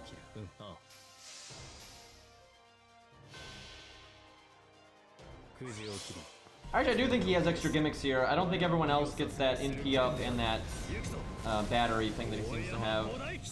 Like most people, I think, get the attack up, the heal up, and the HP up. I don't think they get the NP up and the battery thing. That's unique to him. Although that helps, it's not as good as having command codes and foe items and a CE that actually has stats and, you know, that kind of thing.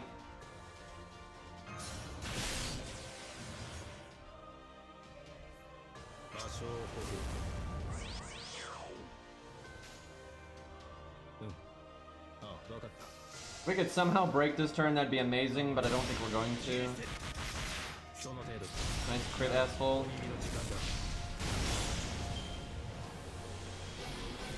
If we had not crit, we would have done slightly better damage, but it would not have been 10k, so.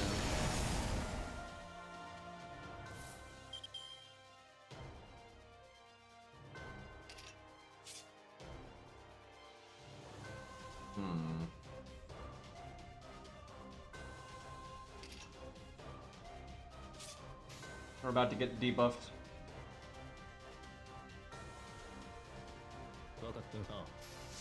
This is where it gets bad.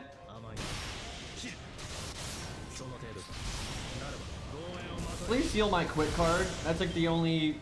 Like, it's still gonna be bad, but if he seals my quit card, at least it's not like... Nope, art card. Okay, yep, and there's all the debuffs. Well, we're in trouble now, boys. And we're only going to remove 2 of the curses. Ugh.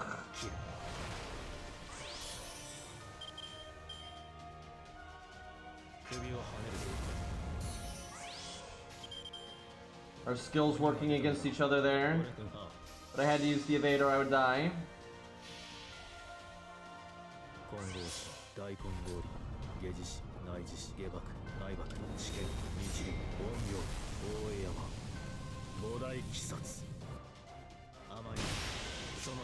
Oh god. Yep.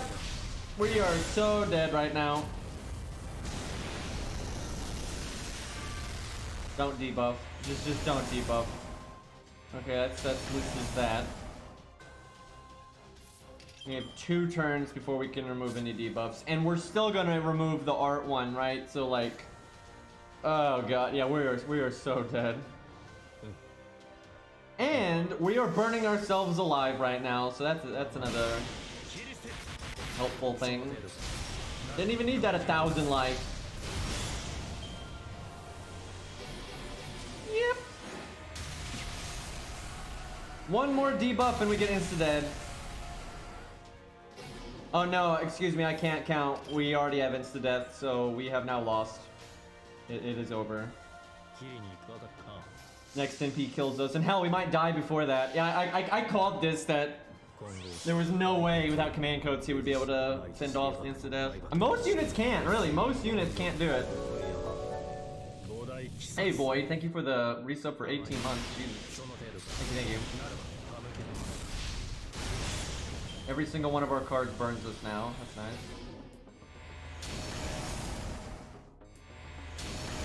Sadly, even if you go under 6 debuffs, you still you keep the insta-death mark. So we did. The best we can do is try to like get as far as we can just for pride.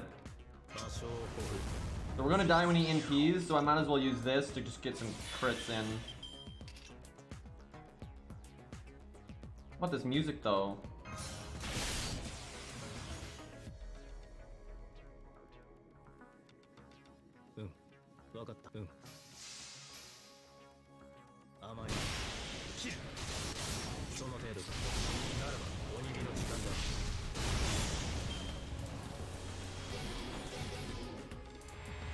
Look how behind we are. Oh man. Okay, I should have saved this. I didn't know we'd get our MP there, so that's why I used it last turn, but I should have saved it. We're done a bit more this turn. Wouldn't matter though, I don't think it'd make or break either way, and we would die this turn no matter what.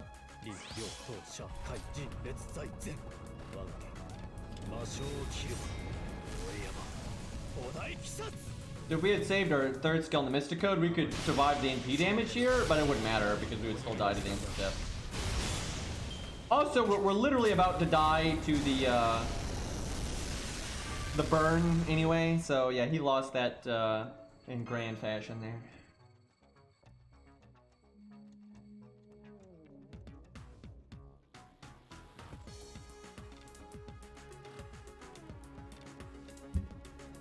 Okay, I kind of want to go do the challenge quest just for funsies, mix up what we're doing a bit.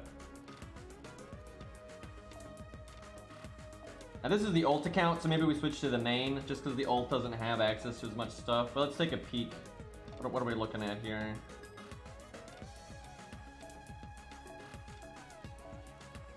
Let's see, what do we got available? Oh man, why does Protoku have to be so not amazing? Try to do the cat. Wonder what we would use with the cat.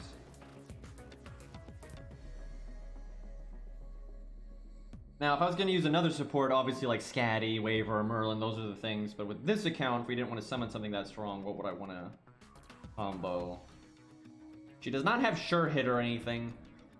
Honestly, Calamity Jane would be really useful again. You know, Alex is a fun one. Unfortunately, this account's Alex is not ready yet. I wonder why. I could summon my mains Alex. We'll do that. That'll be kind of fun. I think she'll have a... So, summoning Calamity Jane would be much better, right? Because Calamity Jane gives us Pierce and Vulnerability and whatnot. And the cat makes so many stars that she's always going to get Calamity Jane's max thing. But we'll try it with Alex just because. I'll swap both though, because I have a feeling Alex might not work. I don't know, it might work. We'll see.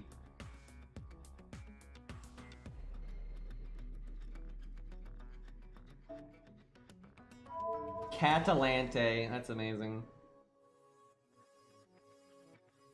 Now, Saber Deermid would be fun. We'd have to work with a really strong support though, because he's not counterclassing and stuff. So we'd have to give him something pretty mighty, but maybe we do that. It's kind of fun to work with OP bullshit from time to time. So, I might give that a go in a minute. Alright, I'm gonna slot Calamity Jane and Alex here. I'll give, which one do I give 2030 to? Oh, never mind, I have 2 copies of 2030. How about that? Actually, I'm pretty sure I have, like... I think I actually have enough 2030s to limit break it, but I'd have no extras. And for videos, I don't want to use it limit broken because the limit broken one is so rare that if I want to use 2030 in a video, I just don't want to use it vanilla. So I need to get one more, so I can have a limit broken one and a non-limit broken one for like videos and stuff.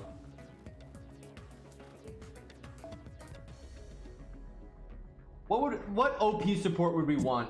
I'm thinking either Waver or Scatty. I don't think Scatty is that good here though, because she gives you no survivability. Waver gives you the damage cut, not really the defense up though, because of the gimmicks they have. Honestly, Merlin is amazing here. Like, he's just amazing. Even if you're not a buster unit, Merlin is nuts. He gives you battery, attack up, the invulnerability, the health, and at least your buster card will do more damage, right? And, you know, his cooldowns come back so quick. I'll slot Waver, though, but we'll probably end up going with something else, but we'll see. But that's for Dear Mid. We're doing Catalante, as people were saying. I need to find another copy of 2030 in my inventory here, because I'm just give everyone 2030 for this fight. Could give him his Bond CE, actually, and if we were using a Buster unit, I would. But because I'm not using a Buster unit, I think we do 2030. Although, actually, I'm really lazy, so I actually am going to go with Bond CE, just so I don't have to find another 2030. Okay. Now, if you want to be fair about this, I should give command codes to Atalante, because she's just level 80, right? All kinds of stuff, and she's AoE, she doesn't have sure hit. But I'm also lazy though, so I'm gonna try it without command codes and just see how she does. I need that new UI. Hey, Red.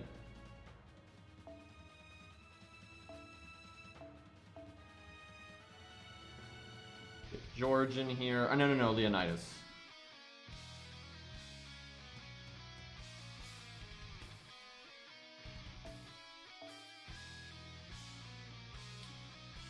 And where is my CE? There it is. Okay.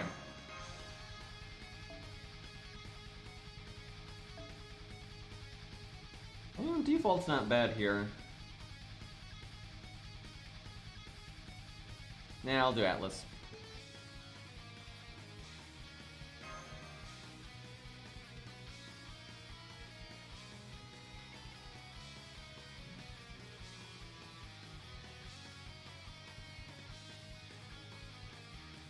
Saying since twice in one stream feels bad. Dude, I've gotten 3 CE drops on NA, and I haven't been playing NA that much, so it's kind of bullshit. And then, like, this account has gotten 2 CE drops on JP, and the 1 to 3-star account has gotten 2 CE drops. And then my main account, which has played the most, has gotten 0.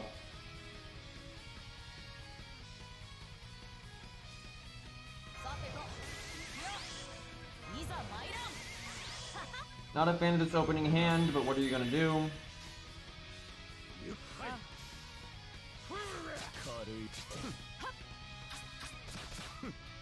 There's only 4 good Mystic codes, and then there's 1 or 2 other ones in very niche situations that can be good. Yeah, most MCs are not good, which is unfortunate. Ow!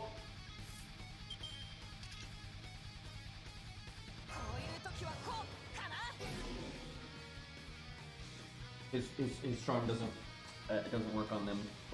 That actually means Phantom is better here. I'm serious, I think Phantom is better here. Phantom was actually not that bad.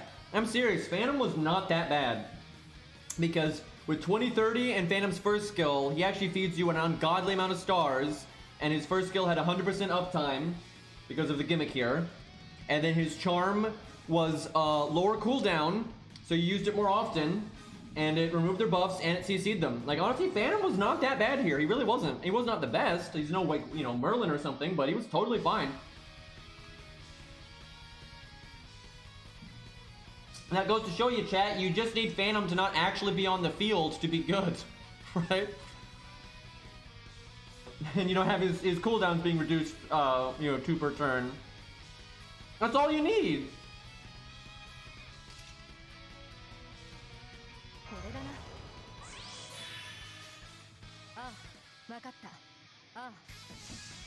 Well, it feels bad. That means Alex is not really that good here. I thought he'd be pretty solid, but yeah, if his charm doesn't work on them, then All he does is buff removal, which is okay, but there's way better options for that.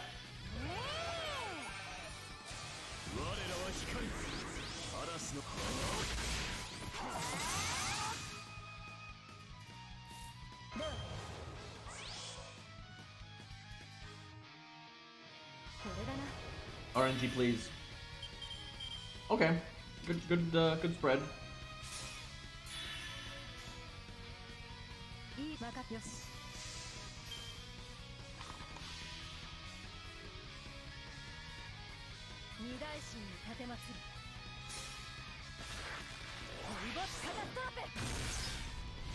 I mean, considering what her NP does in lore, it really shouldn't have sure hit, really.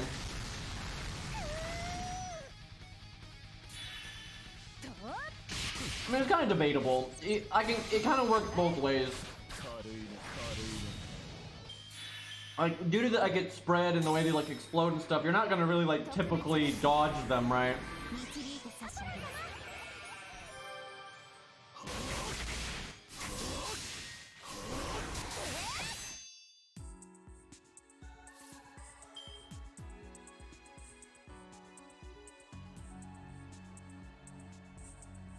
But there's also like supernatural evades and stuff, and they would be able to evade it.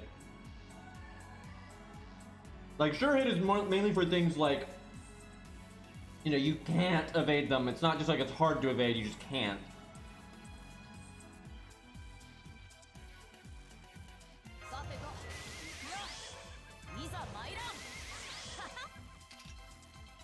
Looping though. Might as well invulnerability now.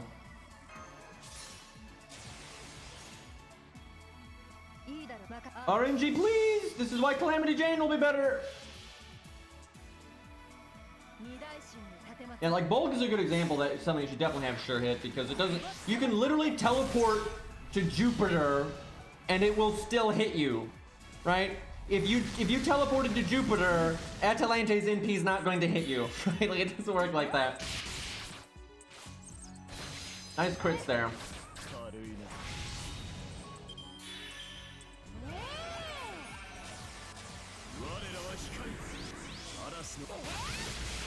So I'll give you a hint. This song is from a Fate thing. It's Fate related. And you are correct that it is a... It's not a result screen per se. It's menu related. Yep. Commentary got it. It's specifically the character select screen. I think it. I may be wrong about that. Let me look. Yes, it is. Okay. Might have been full of shit for a second there, but we good. Yes. Yes.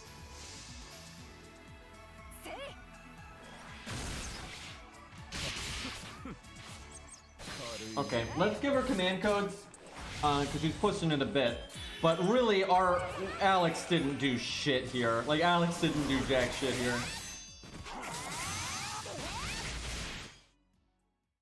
I always say unlimited codes is like, it's a fun game, and like for like messing around and stuff. It's not like an objectively good fighting game though, like not at all. There's a reason it never caught on as like a proper, you know, competitive game. It is balanced with like trash, but it's a fun game anyway. I just swallowed a hot pepper down the wrong tube, and I'm dying. Whoa, boy! Tasted really good, but whew. I'm gonna have to blow my nose here.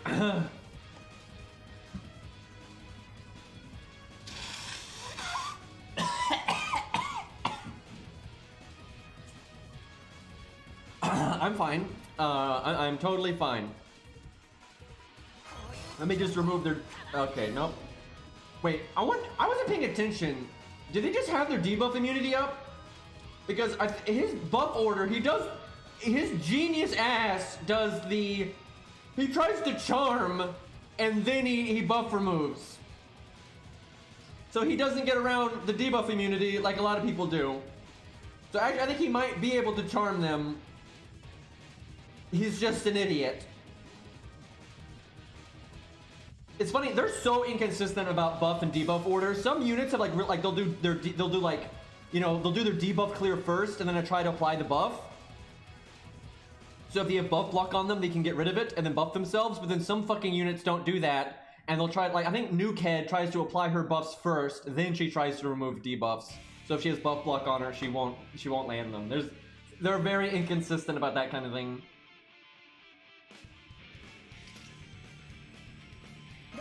I'm not choking because there's no like blockage going on. It's just you know, spicy foods.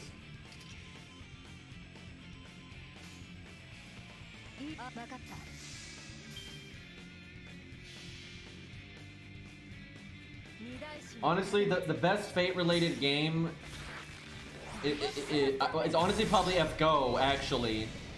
But then, like, you know, Battle Moon Wars is good, but it's not official. It's fan-made. But yeah, most Fate games are really bad, honestly. Like, I can't even believe I'm saying this, but it's probably FGO, really. Like, especially if you play it more like a single-player game and you have fun with the story and the boss fights and stuff.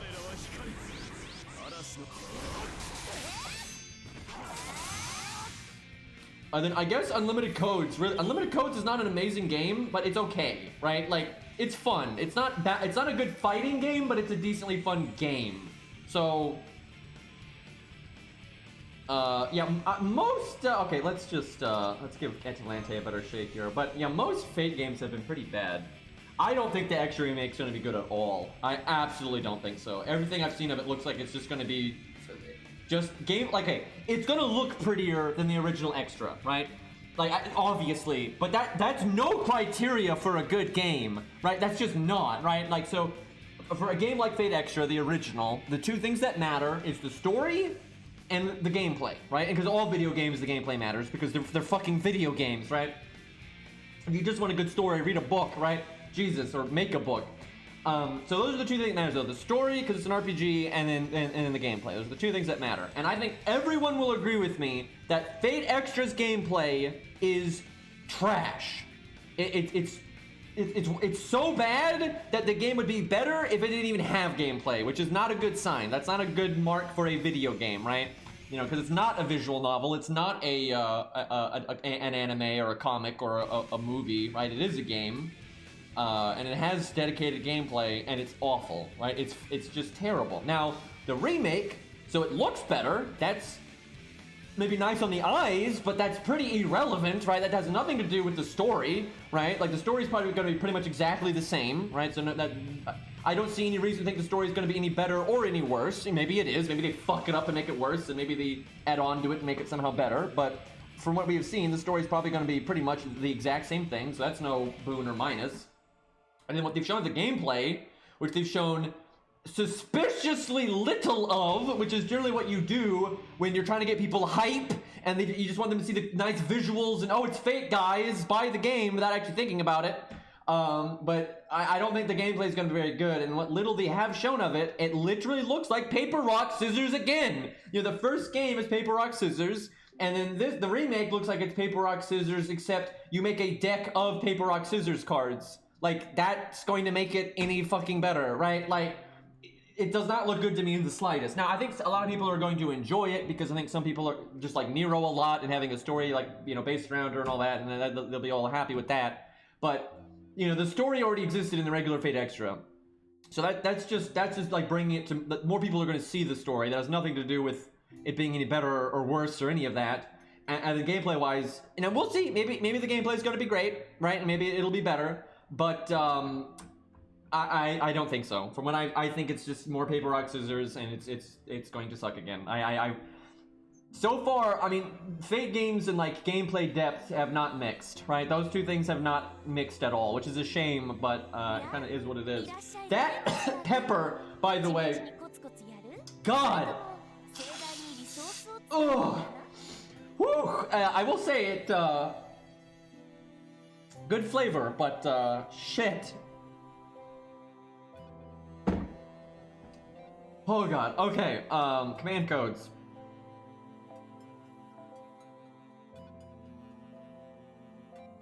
Maybe just because I swallowed it, right? Wrong. But if I hadn't done that, I'd have been fine. I have a decently high tolerance for hot food. Although it's funny, they normally will make my nose run and stuff just because I have such sinus problems, and peppers affect that a lot. They're actually very helpful though. A lot of times when I'm really stopped up or whatever, peppers are actually more useful than most decongestants that I've tried. Alright, what does she need? She needs, I think just healing and like crit, right? She doesn't need extra star gen or anything, like that's pretty irrelevant to her. But she wants to hit harder and then like have some kind of healing going on. So from what I've seen of Arcade, now that game is not very accessible, very few people are ever going to get to play it. But from what I've seen of it, it is kind of a copy of Gundam vs. Gundam, but more team-based, and also worse. And then its business model is atrocious. Like its business model really is atrocious. But from like a pure PvP standpoint, the gameplay is serviceable from what I've seen. From a lot of people that like PvP games like that, and like have played Gundam vs. Gundam and those kinds of things. It's not groundbreaking. Like, it's absolutely not groundbreaking. There are a lot of other games that have that kind of like, you know, movement style and targeting system and everything. Like, there's a lot of PvP games like that. So I've always said this: if it ever comes to console or PC, it's not going to be for an extremely long time. And there's so many reasons why. So for one, in order for it to work on console and PC, you'd have to change its business model a lot. And the business model is like integral to like how the game is designed, with how you like farm and level up units and everything. Now that doesn't mean you can't change it. You can, and there have been plenty of arcade games that eventually do make a console version, and they do change those kinds of things. The thing is, they're not going to. You can't do it, right? From a business standpoint, you just can't.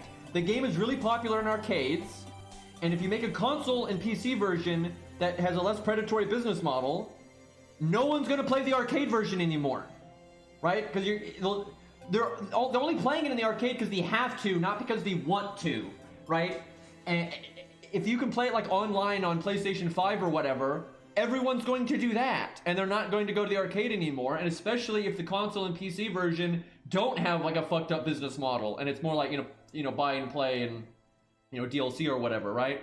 Like selling cosmetics and stuff. Like if they change the business model to that, the arcade version is going to die.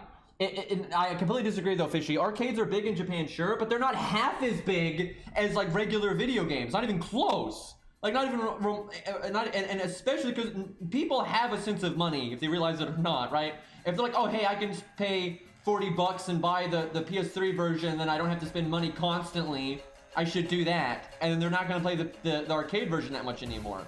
Like, and that's why like Gundam vs. Gundam didn't make a console version for so long, right? They took ages to make a console version because the console version effectively killed that version of the game in arcades. And same for BlazBlue. BlazBlue doesn't make its console versions until it's kind of like, spent in the arcade. And once it's spent in the arcade, then they put it out on console because it's just standard business. Like, overwhelmingly, this is how this is not speculation. This is just the business model for Japanese arcade games. Is like once you've exhausted most of you've peaked, right, and you've made most of the money you're going to be able to make from arcades, then you make a home version that's more budget friendly and blah blah blah blah, because it's okay now. And the thing is, because FGO Arcade is doing well enough, they're not going to have any reason to do that for a very long time. And so it's not like they're gonna, because they're not gonna make a console or PC version that requires you to pay money like you do in the arcade. That wouldn't work. It just wouldn't work, right? People would be so pissed, and the business model just wouldn't transfer. So they're not gonna make that version until they can make it like the way that it'll actually sell, and then that would cannibalize their other business model. So I think it's gonna be a long time, and it might just never happen, because sometimes what happens is by the time the arcade version dies down or gets replaced, the game is so out of date that it wouldn't sell anymore, right? Now, Fate is such a big IP, and the anime aesthetic can kind of, keep the graphics up with time better, right? So, we'll see, but I think it'd be like 5 to 10 years, honestly, before you saw a home version. But it's kind of a shame. Fate is a flexible enough IP, and they have good enough character designs and all that, They could honestly go to almost any game genre that they wanted. The problem is they generally don't hire devs, and they don't normally give the devs a good time frame, and they kind of just, you know, shovel out shovelware, right? And so that's why you have a lot of Fate games with very bleh gameplay, right? Because they don't really partner up with developers that are going to make a really good quality product for whatever genre they're in. And that's a shame, and I hope they stop doing that, but they haven't shown any signs of it, so, you know, I guess we'll see.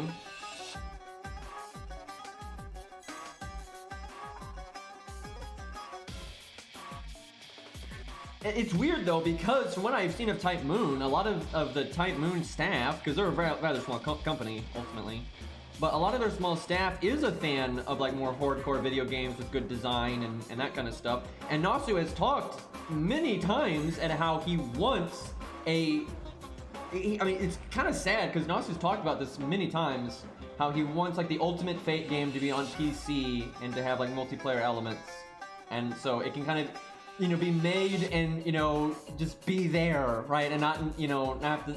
That, I think he wants like a good legacy, right? He wants like to have like a game, like, because there are some games out there that have really stood the test of time and are still beloved to this day, you know, like fucking Mario 64 for God's sakes, things like that. I think he wants kind of a Fate game like that. That is just like this staple Fate game that people can go to and have fun almost at any time, and, you know, really, you know, because the Holy Grail War could work really well in a video game format, and he's talked about that a few times. But you know, and that's actually what he wanted FGO to be, but you know, mobile game rip. Okay, I guess we want the crit damage on this one. Yeah, that's just for Buster. Is the mouse one equivalent? No, this is the one that's equivalent, I think. That one's 20%. Well, I think that's the best one that they have for quick right now.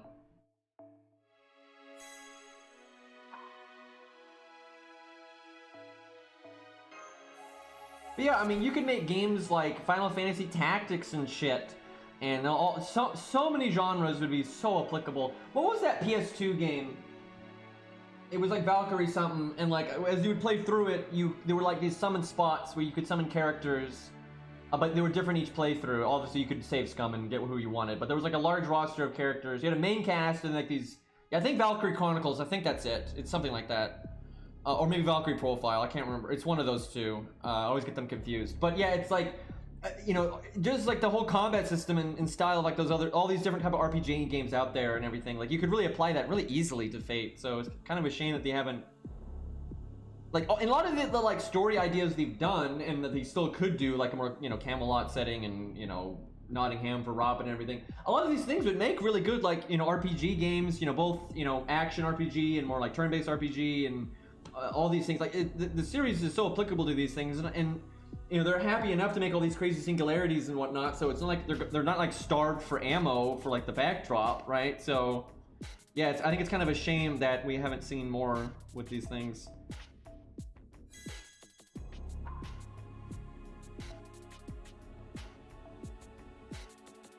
And yeah, you could do, you know, turn-based stuff like Fire Emblem and other games like that. Like there's a lot of variety there.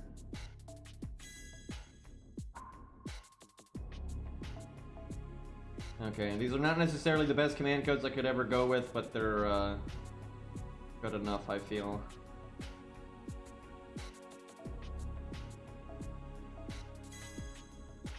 Should have put that in the Buster card, but I'm too lazy.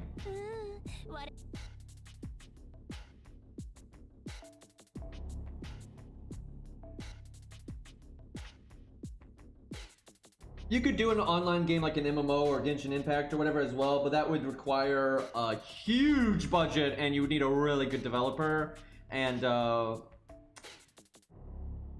odds of that working out are so slim, right? Because it's hard for games like that to work in the first place, regardless of the IP, and so there'd be a lot of difficulties with like getting the right developer, and like that would be tough. Possible, but you would really need the right talent in the right place and then the money. They have the money, but that doesn't mean they're gonna want to spend it.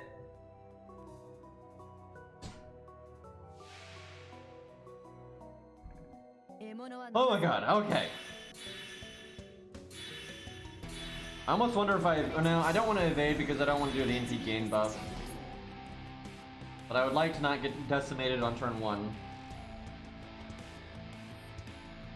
So the attack down won't stop them from killing Leonidas. I wish our clone actually did something, but it doesn't. But, I want the crit down, so hopefully they don't murder Calamity Jane.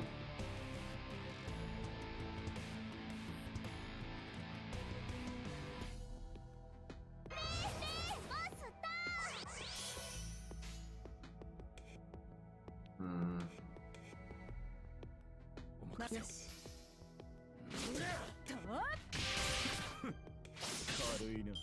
Well, I swear, if they triple attack Atalante or like double attack and buff or some crap. Okay, there we go.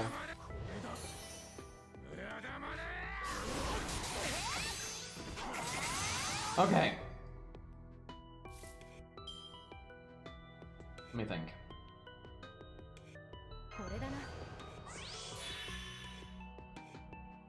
I'm gonna do this and see if we get a better spread. Because the quick cards get like nothing there.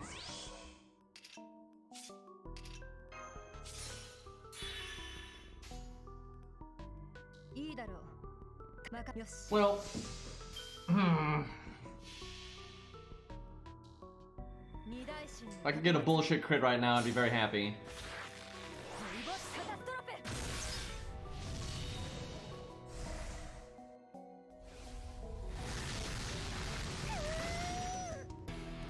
The problem I foresee with... I'll take that crit though. The problem I foresee with the Fate Extra remake is, especially if it does have piece of shit crappy gameplay, if it's really successful, that's just going to encourage them to continue making shovelware. That's the whole thing, is all they've ever done with the Fate video games is shovelware in terms of gameplay, right? And they've done well enough. So why, why bother outside of, actual passion, which that's like our only out here. I don't need to NP. But I'd make a lot of stars if I NP, and we might be able to loop, because their hit count is pretty high. Now, I could do Calamity Jane's third skill right now, and we get all of the buffs, but we don't actually need the Pierce Ability yet. And we don't need the battery. And we don't really need the crit buff either. So I think we just wait.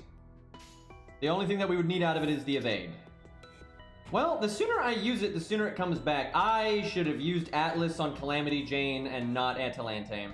I should have cast it now and then done Atlas on Calamity Jane, so she got it back really fast and we could evade again.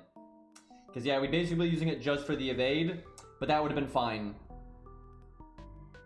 Shit, I guess I used it anyway. Because I mean, the buffs do last 3 turns, so... The only thing I'm skeptical about there is maybe I shouldn't have done, it because of the battery. We might... If we get unlucky with like their hit count, we might not get our NP back here, and then getting the battery off of her would have actually been useful.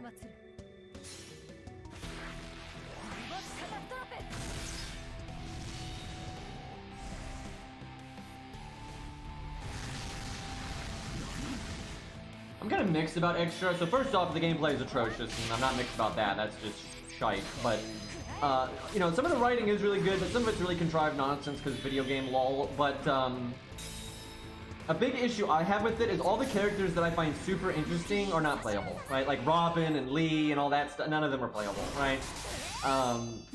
So but like I don't like Nero, but I still think like, okay, yep, we could use some battery right now. That sucks! If I hadn't cast it, I could get my NP, because she can give 30, battery, because her second skill gives battery and her third skill gives 20%. So I could have NP'd again. Fuck, man. Well, do I give her the attack up? Yeah, I guess. Or she could miss it, right? Up to 80%, by the way. Yes. Fantastic. Wait, I was supposed to put the... Oh my god. I was supposed to put the heal on, like, art or something, but I forgot to equip the heal. So I've got the heal boost, but no heal. That makes sense. But yeah, like, Nero is written well and is an interesting, idea, like all the selfishness and stuff. But, I find her unbelievably obnoxious, so it doesn't really even matter. I have misplayed so much.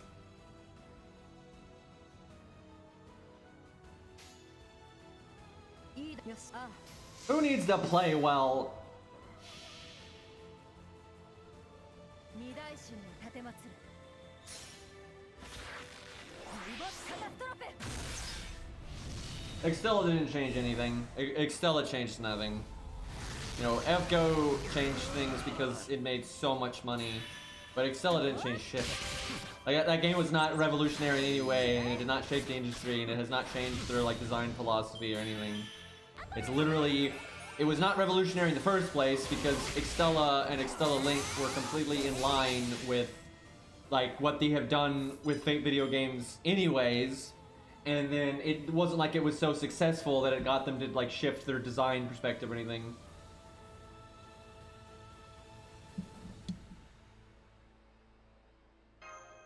Hey look, now that I don't have my third skill, I still don't get my NP. I am really fucking this up right now. わかった。 God, I should have put a heal on the art card at least, because I could heal right now. And we'd get 2,000 life, and that'd be pretty handy. But no!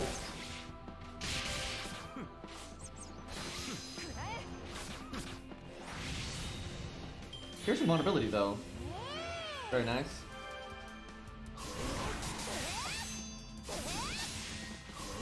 Yeah, it's definitely right though to give Atlas to Calamity Jane, because her third skill gives another heal, right? Like that, I mean another evade, that's just super good.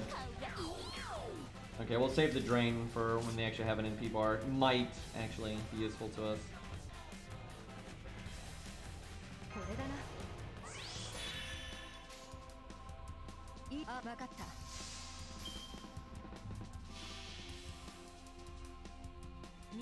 Oh my god, Septum. What a story.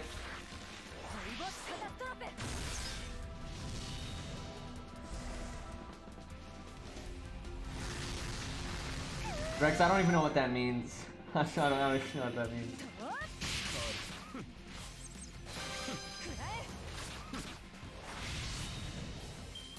$605 health. Just end me now.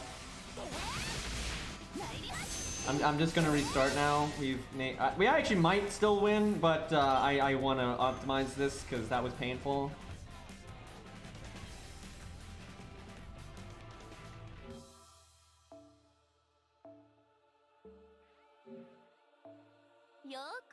I do legitimately, like, I really enjoy the fact that Phantom is actually a good unit for this challenge quest. Like, it's such. Now, the sad thing is, though, the stage is so easy that it doesn't matter, right? It's not like, oh man, Phantom bailed me out. That's not gonna happen. It's more like, oh hey, I can make Phantom work, right? So, that's kind of a shame, but.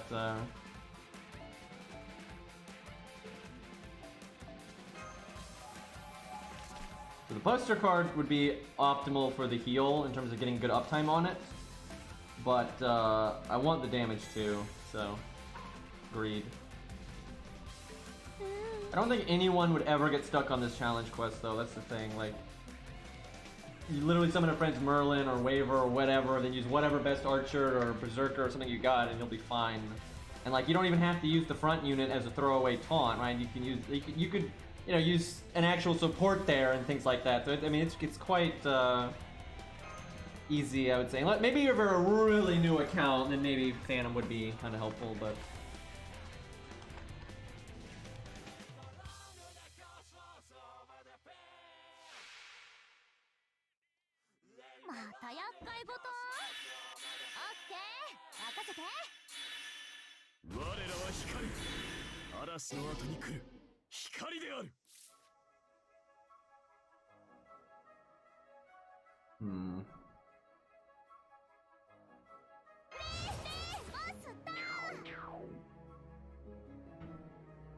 They only have magic resist. They don't have like goddess essence or anything.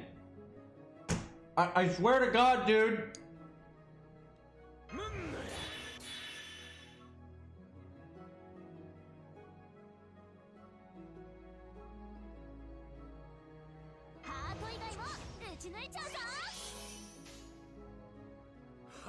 Alright, watch this mad NP game.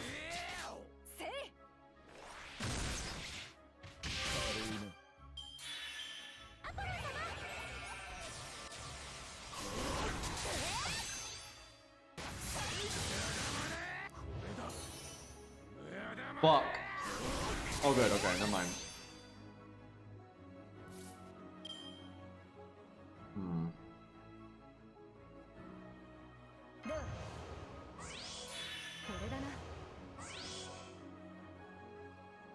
Definitely not doing the Star Absorb.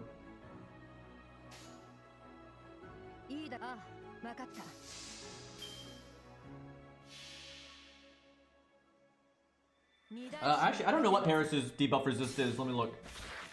Theirs is 20%.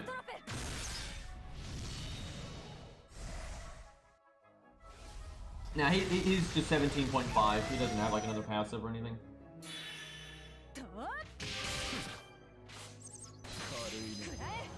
Unless, of course, he's got his second skill up, which he didn't, because it was turn 1. But yeah, with his second skill up, then yeah, he greatly eclipses them.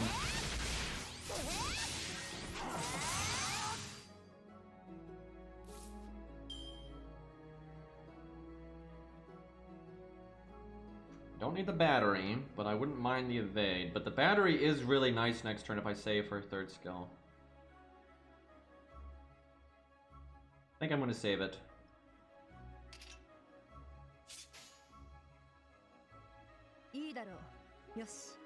Do I want to heal here? I'll make less stars, but I'll probably make a lot anyway. Well, I make 50 though. I only need to make 40. No, I need to make 50. I mean, she should, because we have fucking 20, 30. What if this doesn't kill though? Because we're not gonna get the 3 of a kind bonus this way.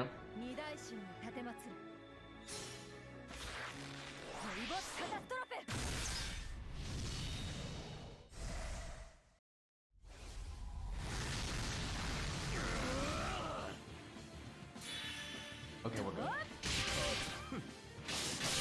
Okay, I got our health back up. That's good. Gotta play the long game here.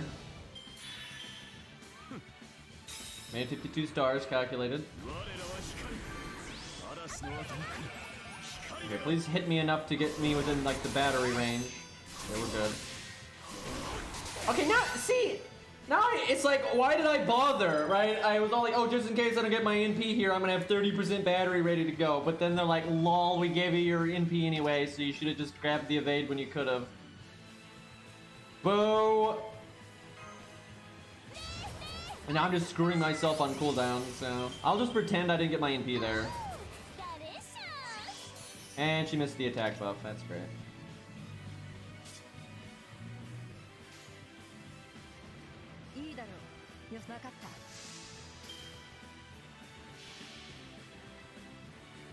I actually really wanted that attack buff because you get the crit up, the attack up, and then the command code, like all those combined, you get quite a bit of normal core damage there. Oh yeah, Nia damage cut.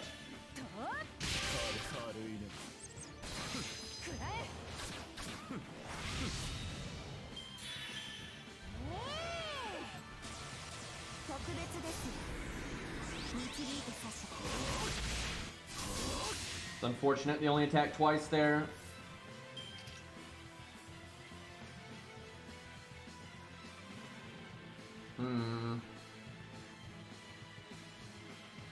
It's a good opportunity to heal though. Oh my god, it's not off cooldown. Shit. That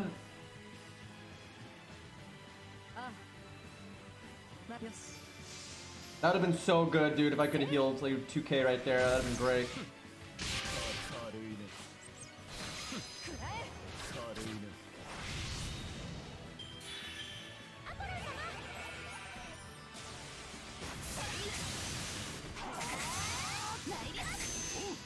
Okay, I could use her third skill now, like Calamity Jane's, but I actually think we wait. Because I want to heal here, and that means that my battery might be messed up.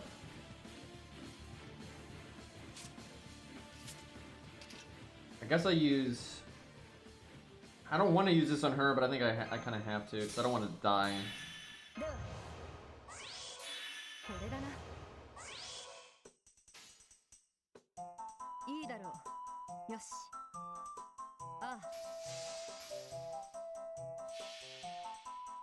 Yeah, Calamity Jane having an upgraded NP would be nice.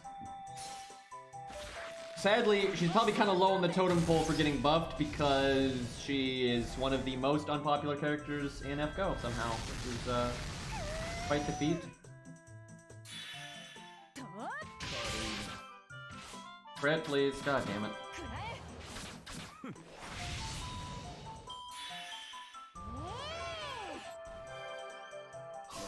Wow, we made like no progress on that turn. That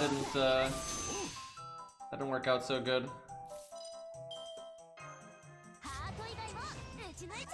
Wait, is there a debuff thing one time? No, I guess they just keep fucking casting it again. Do I want the attack up? I mean, you might miss it. I think we save it now. But now we really need to break right now.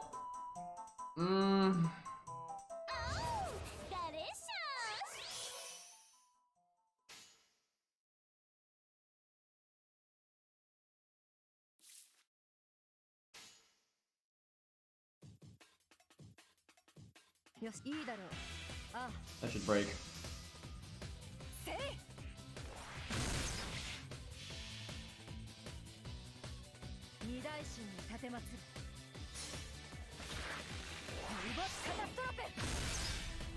Also, they can't NP. The third unit can't NP, which is rather relevant.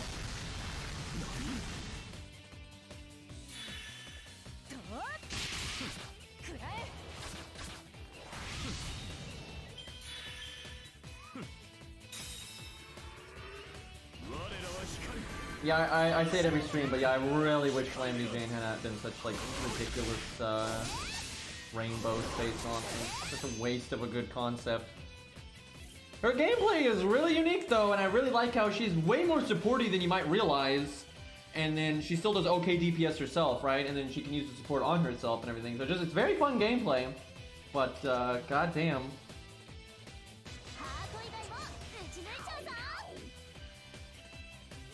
Might as well invulnerability now. Maybe I probably should not have used her second skill. Doing the MP drain right now would kind of buy me a little bit of time, which we absolutely need.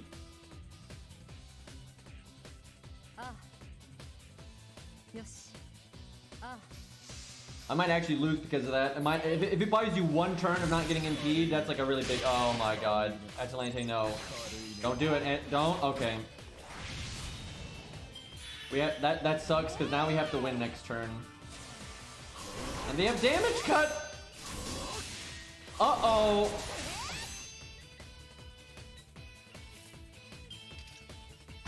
Oh god, we're one turn from the crit up too, and we could really use crits right now.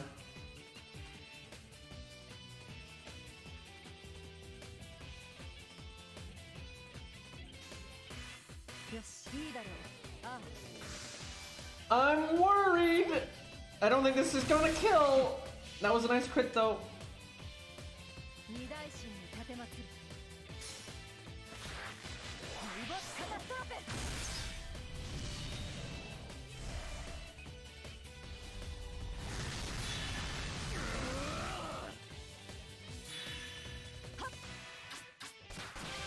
So close, man! Oh man, that sucks. That's rough. It's mainly because she's like level 80, right? So it's just taking us a long time to punch through some of the health. You know, AoE at level 80 is kind of rough. Alright, let's do Deer mid, but we'll give him a really good support, right? We'll not hold back on that front. Let me look at this account's Deer mid. I'm not sure where he's at. So I've been playing this account the least in this event, which kind of sucks because this account needs QP really badly. It's like the one it's doing okay in most fronts, but it's not doing okay on QP. Like like as you can see here, it's hero proofs. It's not doing so good on the hero proofs, but that you know that's pretty normal. Let's see if we can get that skill to 10 at least.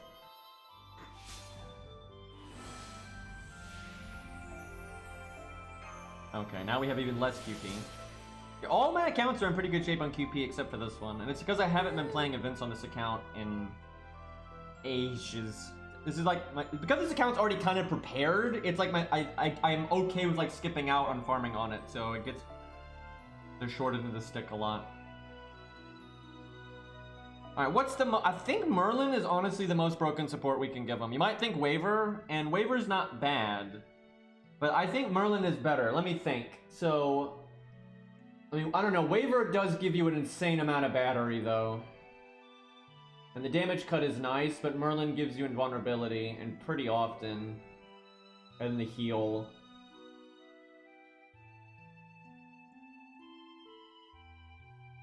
Tristan would be way too easy. Tristan can solo this without even having a support. Like, both Billy, Tristan, Orion, like, they don't even need the third slot, and they can solo this. So then you give them the third slot, and you kind of just laugh at them. Yeah, I'll do Luvia in a second, just because we can make that so disgusting. Like, we can make that so fucking disgusting that we'll do that in a moment.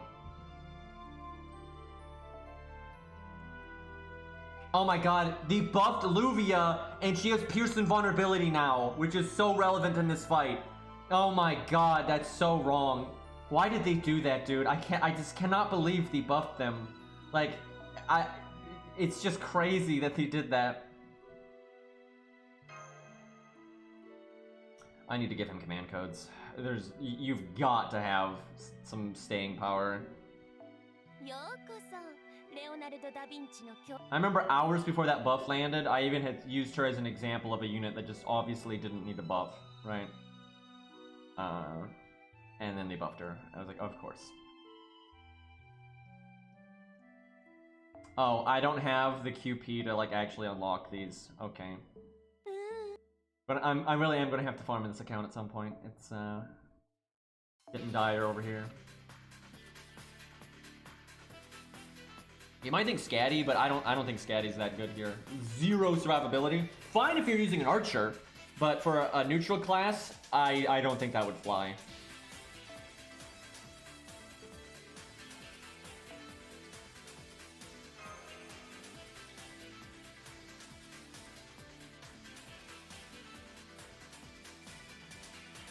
The thing is, I've got to farm on the newbie account because I want to get, you know, all those new units up.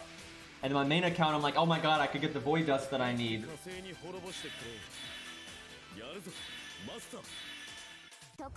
I mean, Ruler Martha is in pretty awesome shape. I think she's a fucking amazing 4-star. You basically look at her as a unit that counterclasses anything with Divinity, Undead, or Demonic. Because she's a ruler, she'll be taking the half damage from them. So, I think she's great, man. Like, you fight Divinity, you have things that either have Divinity, Undead, or Demonic, so more often than you fight any specific class. She's so applicable because of that. Like, Lost Belt 5-2, some of the hardest content, is the hardest content for main story, and she is, you know, not as good as Enkidu, but she doesn't need to be, right? She's a 4-star, but she's still super, she will help you against every single boss fight in Lost Belt 5-2. Every hard boss in Lost Belt 5-2, she will be a huge help for, even Zeus. Yeah, it's not as helpful as Enkidu, but again, that's not much of a standard to be held to. Because Enkidu is just, you know, bananas. I wonder, I kind of want to not use Waver's second skill because I don't want Leonidas living.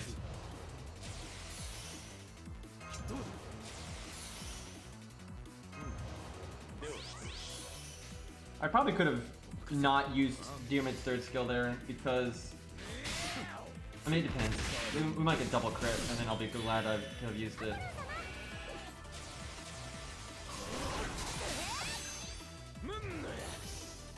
Like, the NP gain buff is irrelevant, right? I didn't need that at all. Ugh. And yeah, they got armor ignore right away. So maybe I probably should have done Waver's thing, because damage cut is the only thing that'll make you more tanky. Actually, I shouldn't have cast that. I should have cast it next turn. But this is not the time to be making so many mistakes. I don't think he could do this anyway, though, at level 80 and stuff. He'd at least be 10-10-10 with command codes. Like, a 10-10 with command codes, maybe, but we're just not going to punch through these bars, and we're not going to have the staying power right now.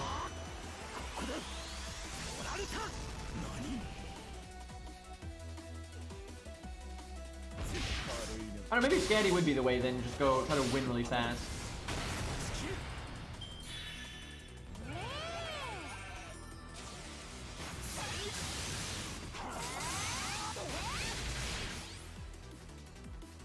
Because we would have gotten our NP again right there.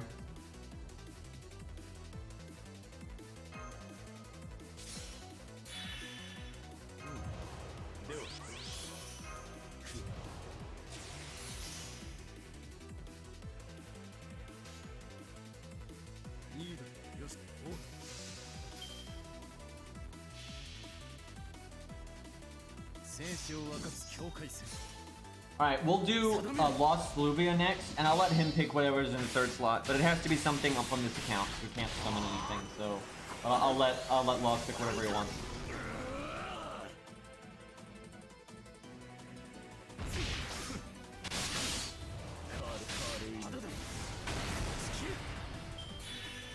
What do you even have? We'll look.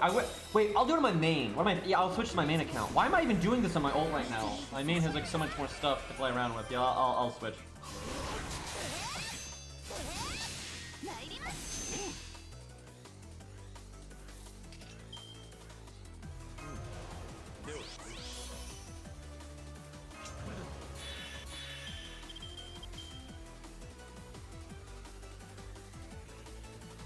RNG, please.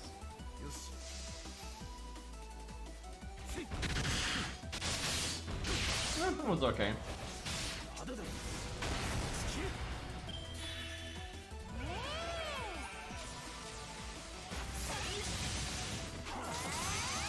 Honestly, a proper upgraded Saber near mid I do think could do this. You might want to work with someone that's not Waver. But I at 10-10 with command codes and all that, and you find the best third slot, you probably could do it. I mean, you don't kill any of them. If your units get defeated, they don't die, they just retreat, and same for the enemy.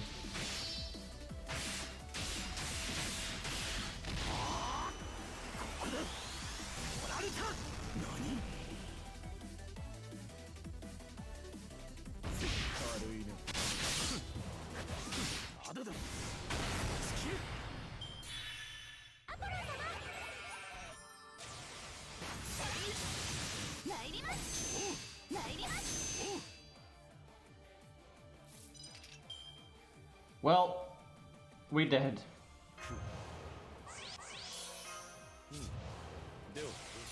Yeah, and the actual stories, they're both male.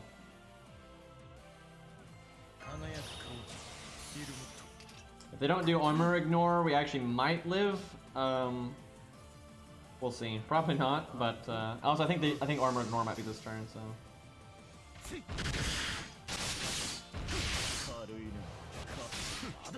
That's actually one of the gender bends I don't really mind though, because the actual story that they're based on is pretty vague and there's not even that much to pull from. And it's really not that big of a deal having one of the siblings be female. Like, being brother sister's fine. Like, it doesn't really affect the story. Like I said, they're pulling, it's such a undetailed like set of stories anyway, really. So it's one of the few times it doesn't really bother me. Alright, I'll go with the main account.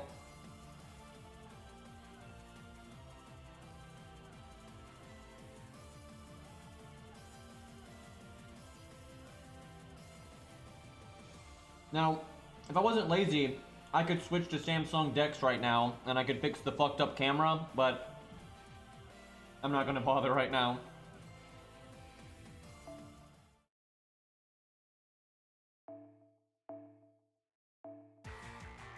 Dude, I know I say this every fucking challenge quest. Why does this exist?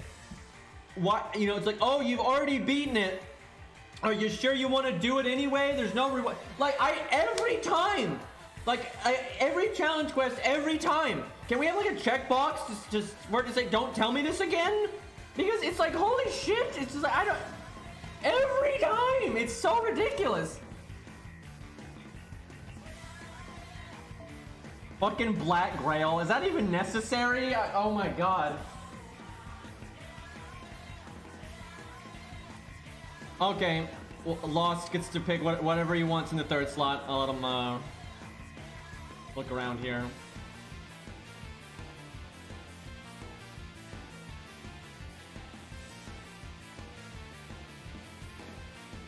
There's always Mozart and that kind of thing. Boudica. Gets a crit buff from Boudica, actually. caster guild. You may regret that decision when you realize that I don't actually level my caster guild skills. I have so many 10, 10, 10 characters on this account, but that ain't one of them.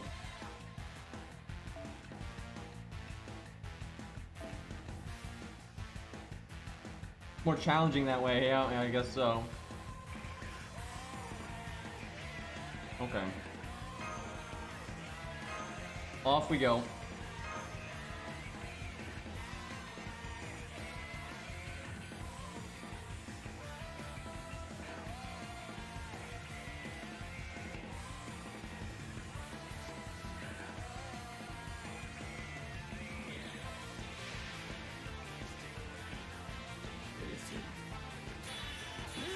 Dude, when you equip a craft essence,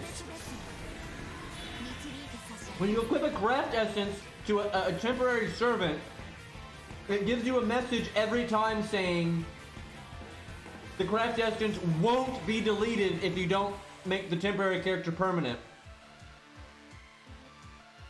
Like, am I not the only one that sees how like, that's so backwards! If it did delete the craft essence, if you didn't make them permanent, then you should make a message. It is so insane, and it's every time. It's not the first time, every time. Like, it's just like, who designed this? All right, do I use her first skill just in case we get smacked? I mean, we're going to get smacked, so yeah, I think we do.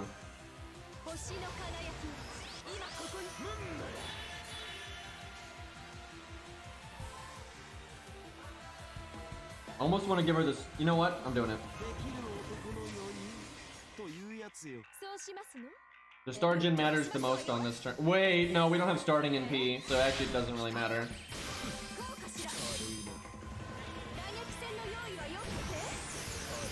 Well, I mean, we have the cooldown reduction anyway, so it's kind of whatever. But yeah, I should have waited because we're not going to NP for a minute. Leonidas. Okay. Yep. That's great.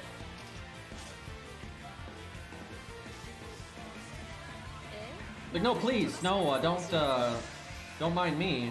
Just, you know, hit the lady with the crazy hair. Her hair, I just realized how insane her hair is. I knew it was really long, but that is so long, and it's blonde, and then it slowly turns blue. How do you, like, the amount of time that would take, I'm blaming magic dye.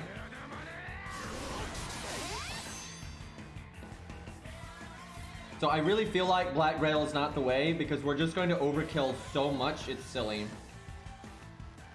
Do I even use my second skill? Because we don't need the stars right now.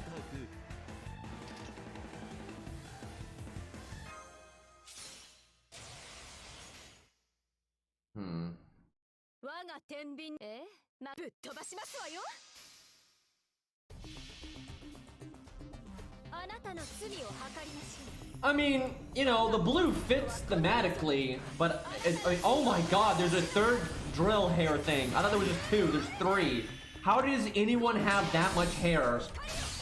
I'm not sure it's even possible, because I literally don't think that's possible, because, like, you know, if you let your hair keep growing, it grows longer, you don't get more hair.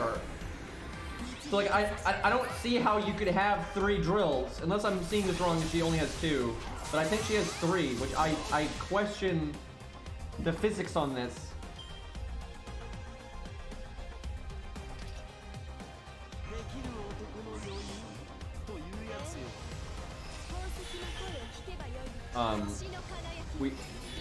We have a few stars.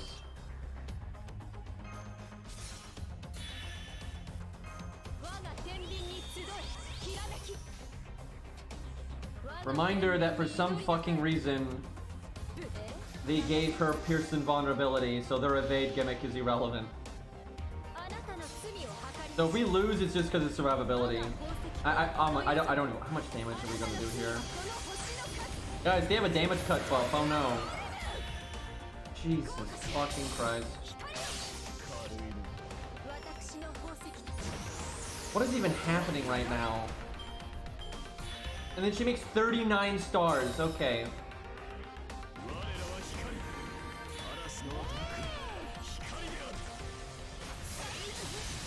Well, they got their armor ignore buff right when we had our armor up, so that's a bit of an oof.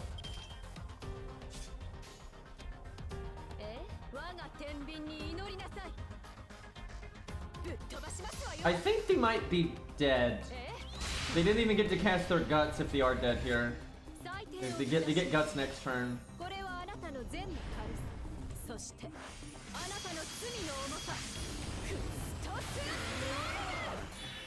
Yep, they're dead. Okay, that is fucking stupid, and that was with a scuffed caster gill. What, like, what? I love how caster gill got the victory line, of course. What was it? That was so dumb. Not even counterclassing, and I don't think they're evil either.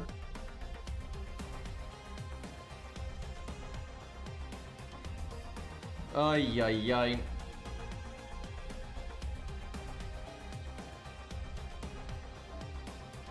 We would have had more stars too if I'd waited to use Gil's first skill.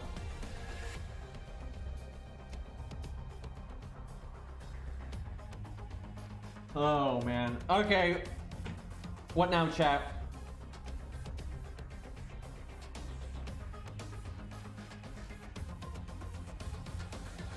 Kama? I think Kama will just have like way too easy of a time because she's one of the best solo units in the game. Oh, Karna. Yeah, we could do Karna. Oh, Vlad. Oh, Lord. Achilles. That's an interesting one. We had to switch accounts for that one, but let's do Karna real quick because he's right here. All right, he'll need, even though he's an event servant, he's still going to need a good support. Oh, it's Scat. I'd say Scatty or Merlin, or then even Phantom, to be honest. Phantom really is not so bad here. What is my accounts, Merlin? Skill ranks. I know I upped them some to like just because I don't use them for serious content, but for like buff stacking, testing, I wanted to have them up. But I don't know what I have them at. Yeah, I see. I really focus on the damage there. Okay. I'm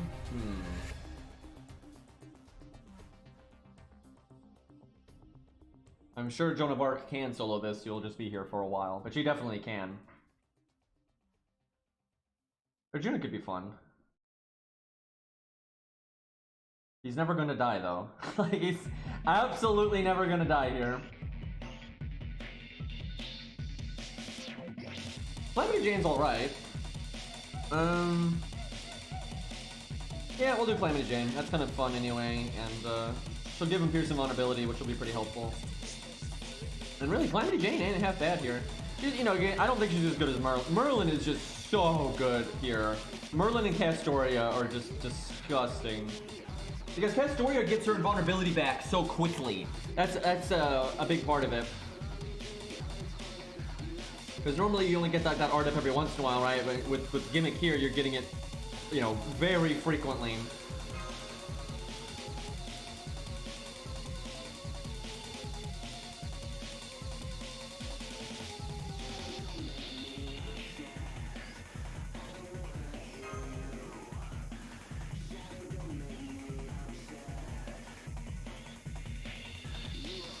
And he's not too bad here, though, if you're going for win really quickly.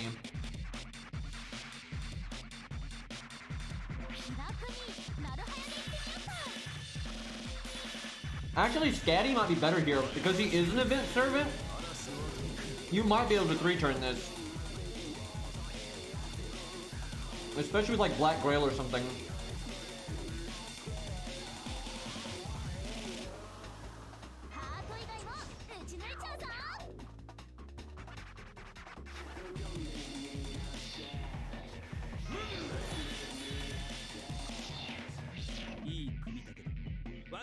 You might not need double scatting because the fight's not that long, so you're not going to need like that much battery, I don't think.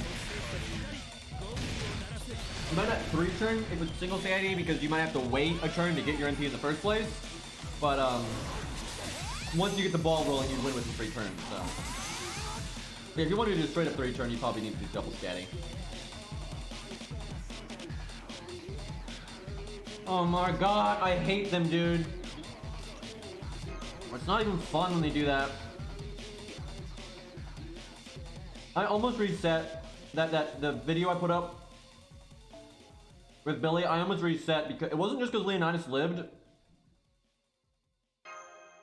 It was Leonidas living and then Billy missing a 90% crit. Like, I was swearing so much when I was recording that. But it worked anyways. I was like, fuck it, I'll you know, we'll win with bad luck because it's kind of cool that way, but God, that was infuriating. Like 90% buster crit on Billy is so much damage. But no.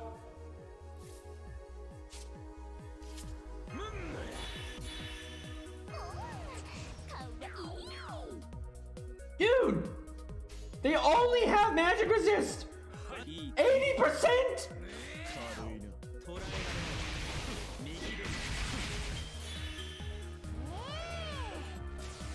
Not my day right now. Oh my God!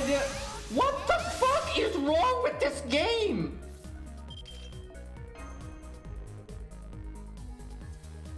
I mean, you know, if I was them, I'd do the same thing. You know, I'm not gonna lie, but Jesus Christ, man. Like, I would literally never touch Leonidas for the whole fight. Because all that would just rob the enemy team of a lot of cards.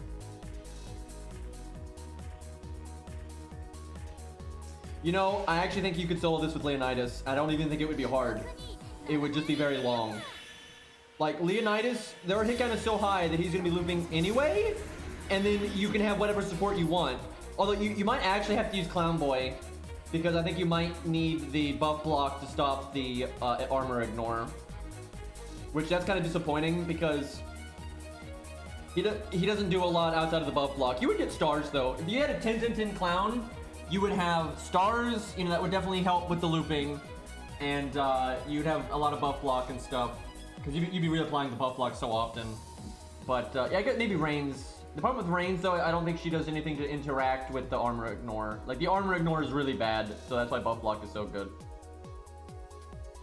But yeah, 10-10-10 Clown, you'll be reapplying the buff block so frequently, and it's 3 charges each. And it'll be, like, stars every turn. So I think it would work, because with their hit count, if you get to 3 NPs on Leonidas, you don't take damage. You just don't. Like, you have over 100% defense. Doesn't matter how much damage they do, they'll do 0. And then with command codes and CE and everything, like, you're good to go. Leonidas hears this and is like, LOL, let me take all the cards. Guess we landed the debuffs this time. Oh yeah, he can target that. That's awesome. That's actually a very noteworthy niche. Because some boss fights, man. Dude, actually, that is so good. Because I'm telling you, a lot of players probably don't even realize this, but there's a lot of accounts out there that they basically have no anti-debuff, right? They don't have any of the rarer servants, right? And that's really big, because when you fight Zeus or whatever, if you've got that one unit, you gotta make sure it doesn't get nasty debuffs at certain times. You can do it to anybody, and it's, you know, 3 turns for God's sakes. That's actually very helpful. That's an awesome team utility niche right there, being able to give it to himself or someone else, just 3-turn debuff immunity. That's great.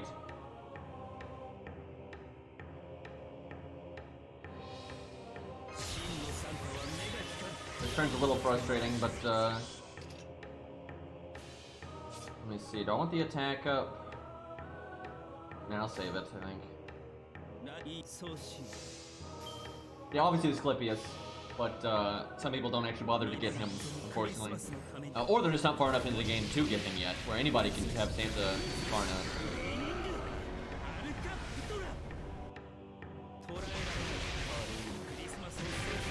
I really wish he had broken there, but it didn't work out. Oh my God, though, if anything had crit, or if Leonidas didn't take, you know, oh God. But yeah, if Leonidas didn't take a million cards, that would have, you know, that would have worked out just fine. Okay, this is stupid. I could have done Calamity Jane's skill twice by now, but because we didn't break, I don't really want to use it yet. Son of a bitch! That's so crap that we didn't break there. Cause yeah, we could have used third skill, impede, made more stars again, like, you know, all nice and smooth.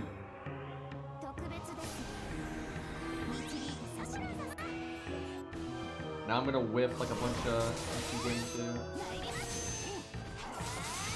Gonna whiff even more than that, actually. I should not have cast that yet because they're not gonna do any damage to me this turn.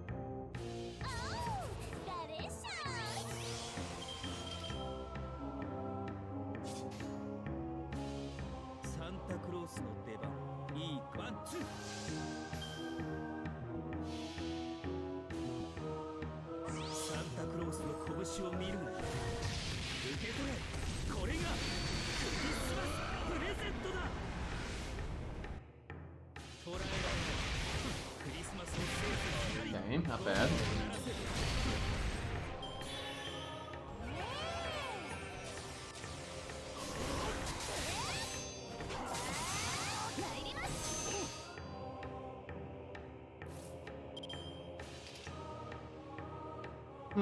I can NP this turn if I want to, but kind of waste the battery. But it's probably fine. The battery drain, excuse me.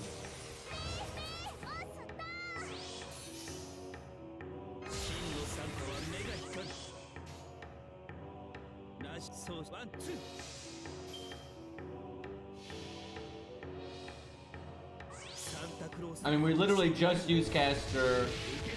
Oh, you mean caster Gilius, excuse me. There's some extra letters on that drastically changes the context there. That went from like really good to oh shit, right? Big drop off there. You know, I don't know, like you might get a lot of stuns if you're lucky, right? If he's 10-10-10, honestly it's not that bad, right? Like it's not amazing and it's not that consistent either, but you'll have pretty much permanent, you know, the resist down, although they might block it. That's the biggest problem. Does he have a passive that makes his debuff success chance better? I think he would. Let me look. If he does, that helps a lot. Oh yeah, and he's got his skill that gives him success chance. What is wrong with him? What is wrong with him? Why does he have one passive? Why does he have one passive? Why does, of all fucking characters in this game, why does he have one passive? And it's not even good. What is wrong with him? Oh my god, that's so dumb. Yeah, he doesn't have item creation, so he doesn't get debuff success chance, other than, you know, the mental one for his stun. So his stun would be kind of reliable, but the second skill would not be, which is unfortunate because if you get, man, God, there only is a 5-turn cooldown, so with the cooldown reduction here, you will have permanent art resistance and buster resist down. But unfortunately, you know, the enemy might, you know, resist it. But yeah, actually, he's not that bad though, because you'll be stunning a decent amount. You'll get a few stuns in. You know, if you get lucky, you'll have the resist all the time. He's not amazing. There's definitely better budget options, but yeah, it's not bad. It's better than I would have thought, really. Just more RNG than one might like.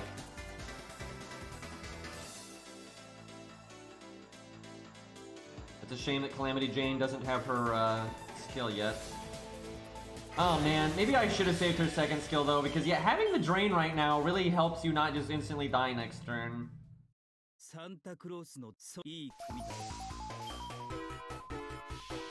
Interesting music choice right now.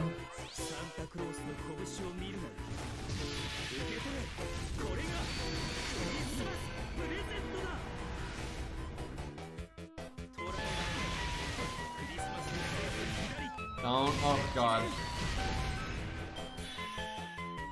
There'd been a lot less RNG in that if we had her drain. Don't fucking heal, god damn it. I think we just died because of that. Also, we barely didn't get our NP. That feels bad. Well, it's definitely winnable. That was like very much in variance of just luck. And with a better support, it probably would have been fine. Calamity Jane didn't work out as well as I would have liked there. Damn. But it's winnable. That's definitely winnable. I mean, oh, good god, he was close. If we had gotten our NP there, we would have won. I could have done like, Buster, NP, and that would have broken the health bar, and then extra attack would have gone through guts, right, and killed. So literally, we lost by 2 NP gains. We lost by 2 fucking NP gains. because of the roundup. So yeah, if we had gotten 2 more NP, we would have won. So that's a bit obnoxious.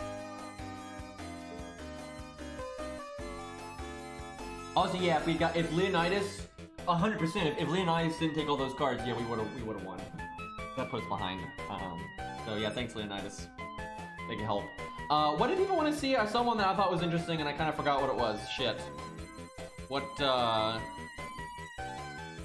Throw some names at me here, chat. I remember saw some names earlier. That I was like, oh yeah, that sounds fun. Yagyu will do just fine here. Yagyu's actually not a bad support unit here, actually. Not the best, but he's not bad. He could definitely do it, though.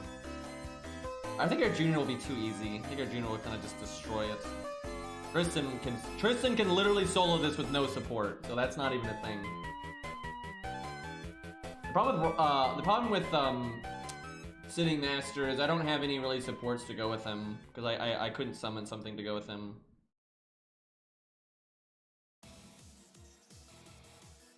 Yeah, Hot Wheels I think could probably solo this without any help as well. I'm not gonna do Achilles right now because I don't want to switch accounts. Like, I might do that later, but I'm not gonna switch accounts just to do that.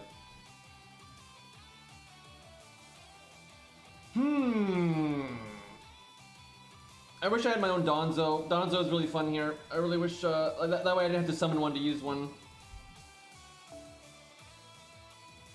Kojo just won't work. Like, he won't even get close. Like, he won't even, he's not even remotely in the running. Just not enough stats. Yeah, the thing is, Arjuna literally can't die, right? Like, he cannot die here. And he'll be at full, if they NP, he'll be at full health. So he'll live.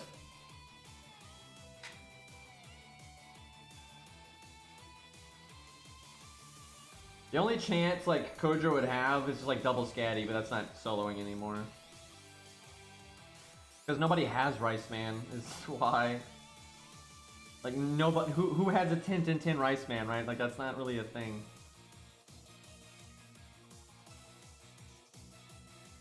Look at my units. The twins would definitely work, but like, if I have to, if I have to summon a DPS, we don't really have good options for support, so it wouldn't be all that good.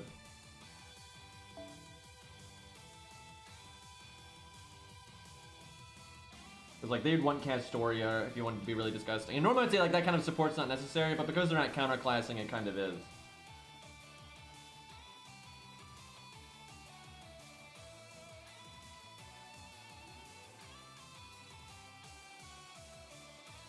Could use Hohenheim though, that'd be kind of funny to see if that was, you have to basically 3-turn though, and that's, because they're not an event server, I don't think that would work.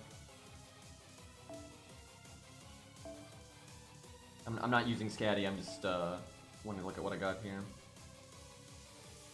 I like how Ku can almost fucking solo, I think Ku can solo this with Donzo, you just need to get lucky. TPS Scatty. I'll be there for like 3 years. She'd die to the NP though. She probably could make it to the 3rd health bar, but then she would die.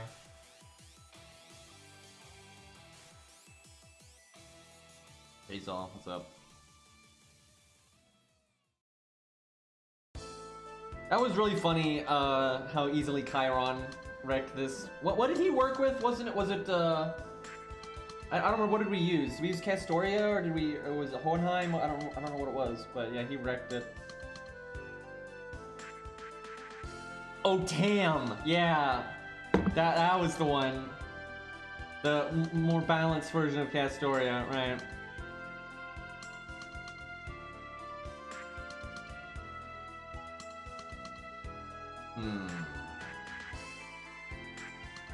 My Amy is 8, 6, 7, so, you know. He's not really one of my favorites. I kind of want to try someone with Scatty. Just, I've used almost every big support here except for Scatty. I've never used Scatty here. I'm trying to think what DPS would be like fun with her.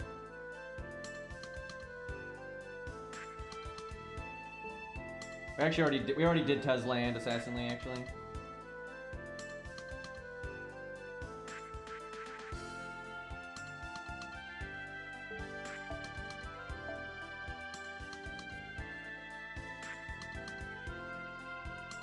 Chat, I'm not trying to be a bitch, but some of these ideas are so bad, I'm like wanting to slam my face into the desk. Like, it's just... Like, so many names are just dumb. Like there are things that this account doesn't have, or like, you know, like, there'd be no support that would work. Like, there's so many awful ideas in chat. Just, Jesus Christ.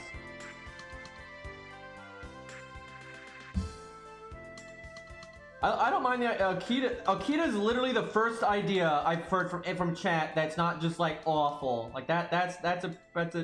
Now I don't think anyone has Okita, mind you. I remember last time we tried to find an Okita, that didn't happen because no one plays JP and they really don't have Okita if they do.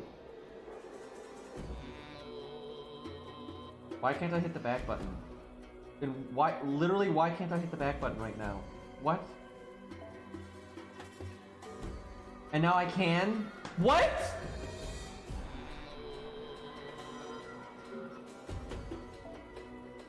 This game, though.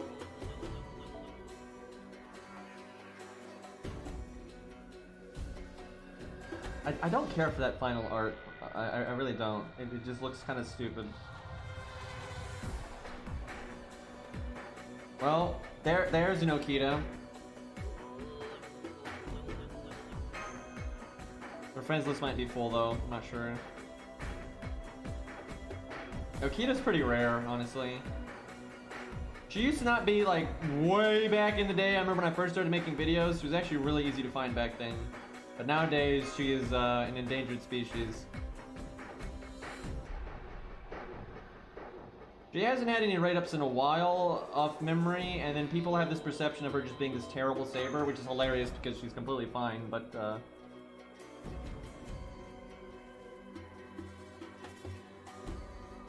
well, there's an Okita, but it's not a very good one. Being at class neutral in P1, I don't think is gonna fly here. I think that Mystic Eye guy had a full friends list.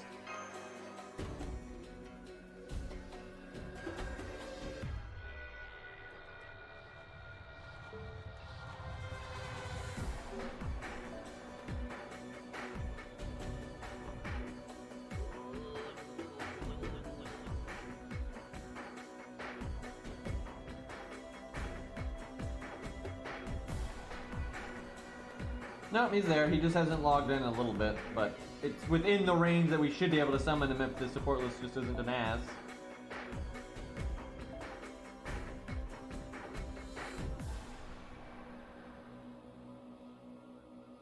Like, we can't do Saito because if we were going to use him, we would have to use a really good support, and we don't have a really good support.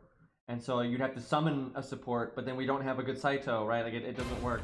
Oh my god! He doesn't have what? It's because his non-event list has Okita, but his event list has fucking Mordred. G, I fucking hate this game.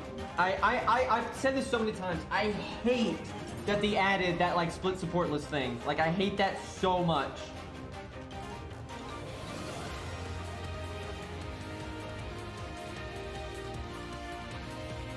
I always say this, but I need to remind chat of this more often. Like, don't even recommend like something unless you have it or I have it, because otherwise it's just like it doesn't mean anything.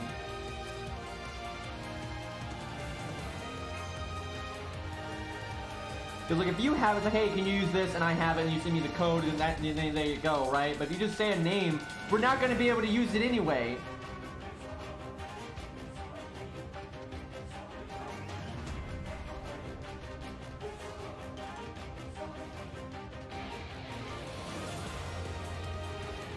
I kind of want to try Karna again real quick and just see what it's like with like Scatty instead of... I think honestly though, it's not going to be any better because Calamity Jane doesn't let you win as fast, but you live longer because of the evade, and then you also get through the evade. Like, I guess theoretically this could be better if you get lucky, but we'll probably do the attack up at the end to win faster. The only way I see this working is if you just get really lucky. I have an Okita in P5 level 100. See, that's better. Cool. We'll try that in a second, but I really do want to try Karna again. We already did 100 phase.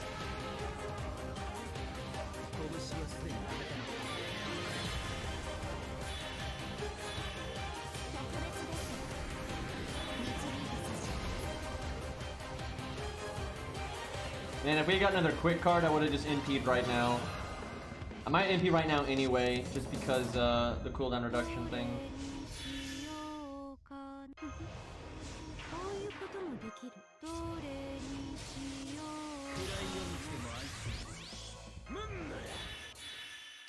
I still find it so weird that you can double taunt here. Like every other stage like this, you cannot do that.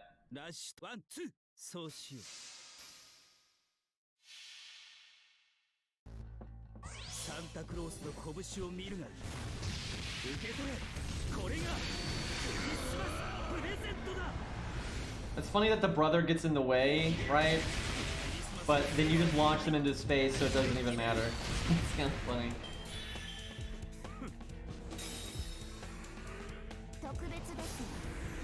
That's actually one of my favorite moments from Fate Stay Night is, and the Dean anime actually did this really well, this scene. It's in the Fate route when Medusa is trying to kill Shiro, but so Medusa doesn't have a Noble Phantasm weapon, right? It's just, and yeah, it's stronger than a normal weapon because it's made out of mana and all that, but it's not a Noble Phantasm, so like her chain thing, it's not that strong, right? Like compared to like most different weapons. And so she's in like the school and she like stabs Shiro in the neck, right? But because of Avalon, it doesn't do anything. And she's just like, well, that's weird. And then without hesitating or like thinking about it, because she's like, okay, my weapon doesn't work, she just kicks him out the window and tries to kill him with gravity. It's kind of amazing. Like just super fast. She's like, well, that's odd, and then she just instantly kicks him out the fucking window. It's good shit. Okay, I really hate how we are at 96% right now, but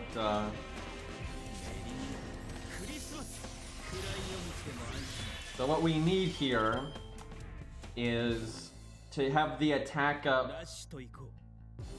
We just have to get lucky, actually. If we get lucky here, we'll win, right? We need to just have them not evade like, at all. And then we can use the attack up in the third health bar and win. But yeah, if she evades, we're in trouble. So I'm not sure the MP alone is enough to break. We'll see. Close. Don't evade, don't evade, don't evade. Yeah! Oh god, they have to not. Fuck! Well, there we go. GG. I think we lose now. That's great. Well, we might not. We'll see.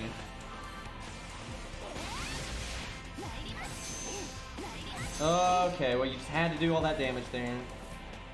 So, I think we might still win because, yeah, we're gonna still win. Because Scatty's skills will come back. We're gonna lose Karna's thing. But I think that's okay.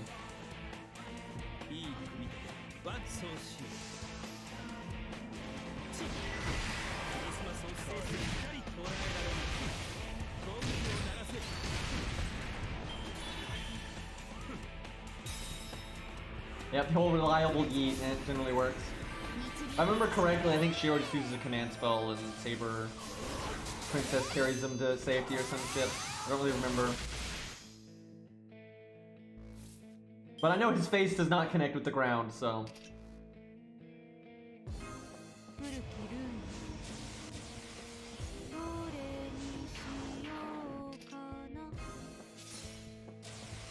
I think we got this.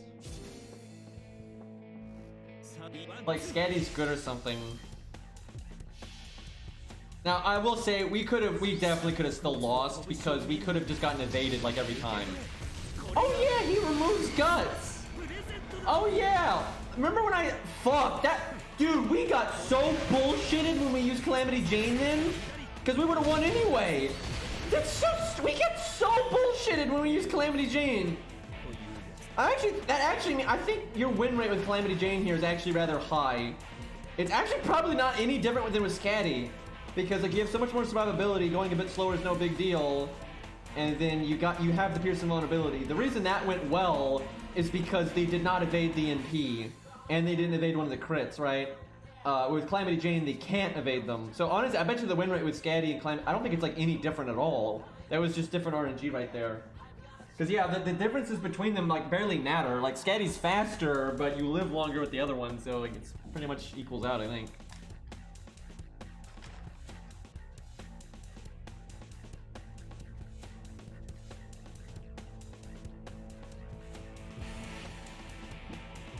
I always say this, but the CGI dragon is so much better than the original scene. it's not even comparable. Like, the CGI dragon is so much better than what's in the visual novel. It's not, it's so much better.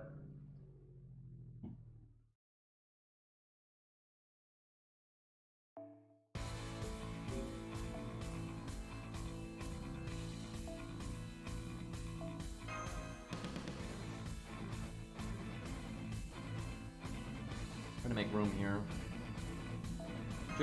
Generally, the Japanese names are just randoms. I still feel bad though, but God, that's a Nero right there. Okay, can I get that code? I want to get some Okita nonsense in here.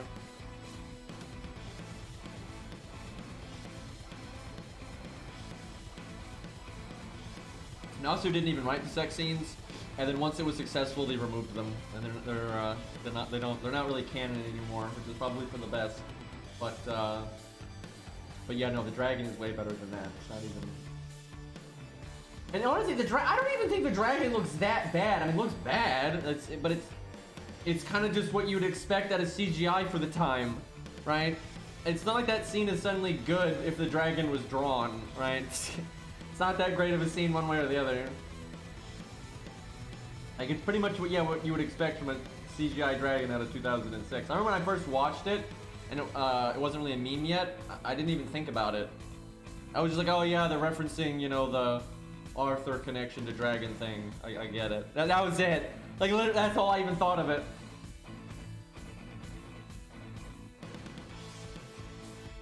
All right, what can we get? Did I miss the code here?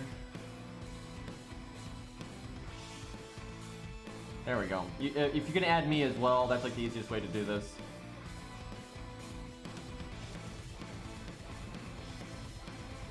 I'm pretty excited to test out Okita because I haven't gotten to test her out in so long for obvious reasons. That fucking name though. Alright, we need my codes right there.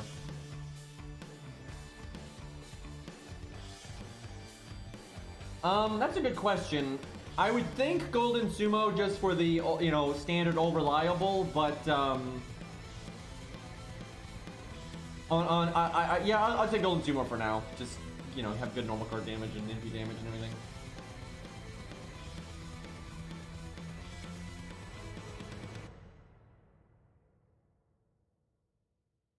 Man, never mind the Isekai meme with the truck. I'm thinking like Kojiro in Carnival Phantasm. That's what came to mind for me. I mean, I know you're there, Rex. I'll wrap up soon though, because one, I gotta take some allergy medicine, and two, I want to play some Genshin later, right? I need to do the updates.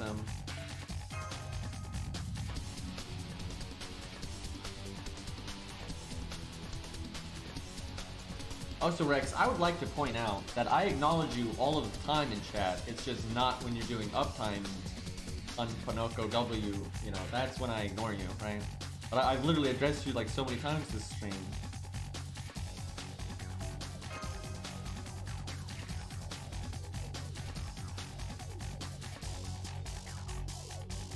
And before friends list was full, so my invite didn't go through. And if he invited me, then I still won't be added.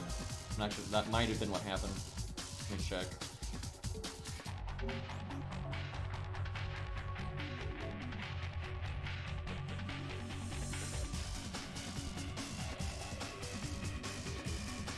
Yeah, I'm pretty sure your friends list was full.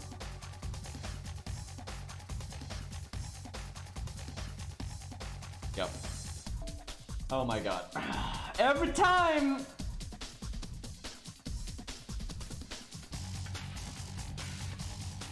Trying to find the code again.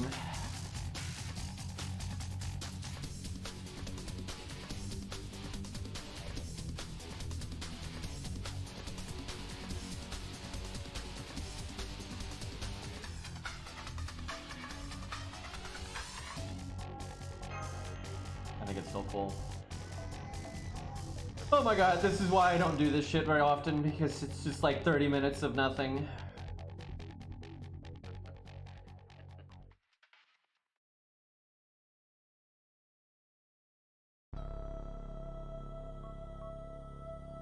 There we go. Okay, Jesus Christ.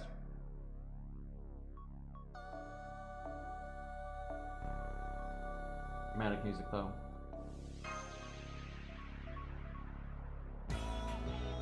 I hate the friends list in this game, dude. It's just so bad. I mean, I always say that, but I mean, Jesus, it's not half as bad as Arc Knights or Epic 7. Like, their friends lists are just, wow, they're bad. But it doesn't change the fact that this is still a bad friends list.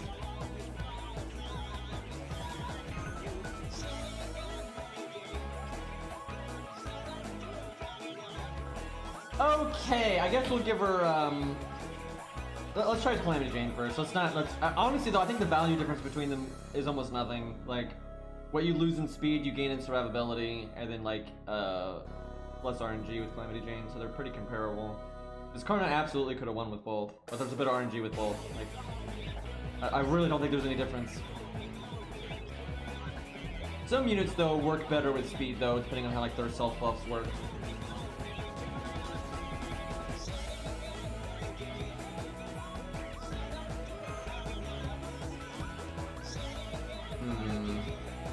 Let's stick with the attack buff for the end. Could have went faster.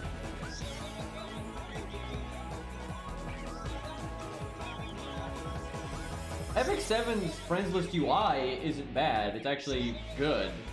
Better than FGO's. It's just that the system itself is bad.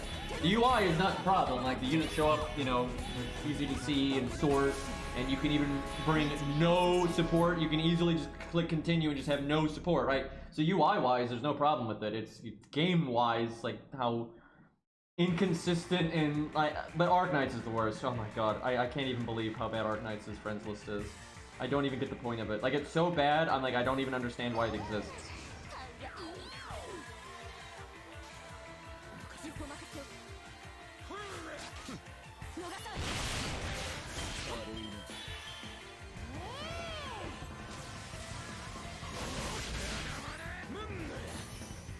Yeah, Arc Knights, you can so easily just not use the support list in the first place.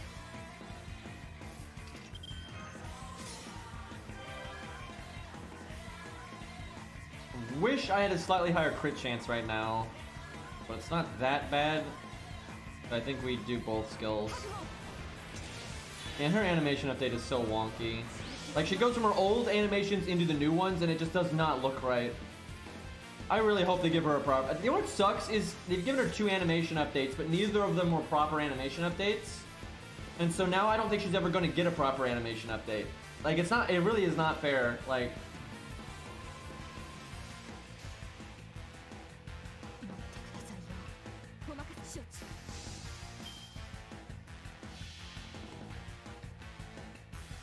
It's weird because she's so popular. I don't really get why they didn't. They should have put a lot of effort into her animation update, but they did not seem to care.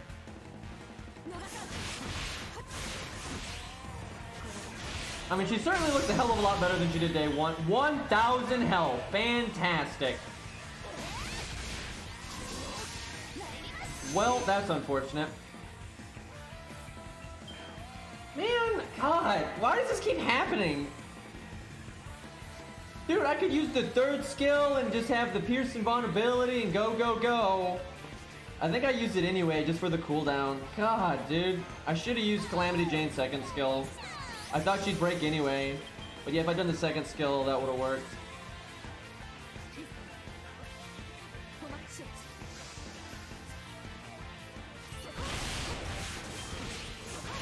That means my 3rd skill kind of went to waste. Like the crit buff. Because I would have broken that turn without it. Don't worry guys, we just got 200% overcharge.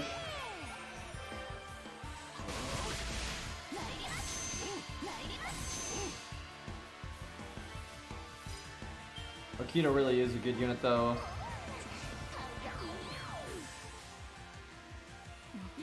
I'm always having, it's funny, I'm always seeing people say she's like outdated and not that good and needs a bunch of buffs and stuff, and it's like, dude, she's totally fine. Like, her kit's kind of vanilla, but it's really good, right? It does exactly what you need it to do.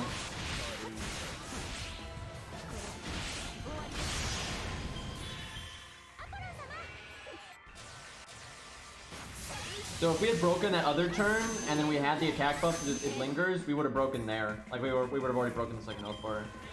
So that's, kinda shit.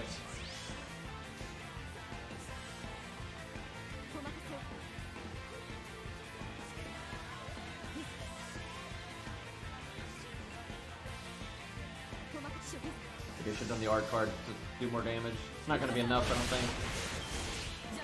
I want to try this again with her. Like, breaking that first health bar would have been so good.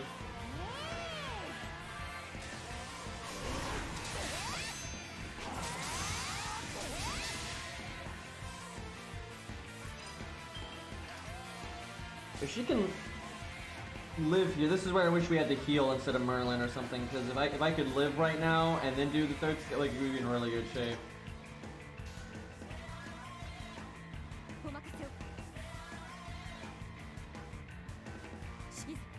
No, we do heal for 200 at least, but we might die here.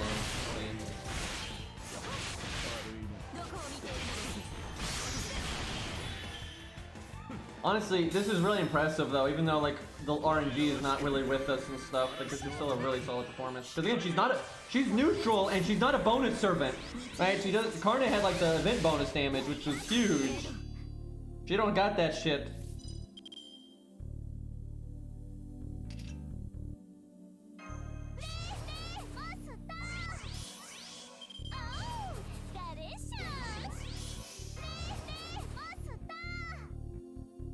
Wait, did we just have all 4 debuffs get guarded? Dude, Paris has a 17% chance, and then they have a 20% chance, and there's 4 debuffs, and I'm pretty sure every single one of them got guarded. The odds of that are incredibly low.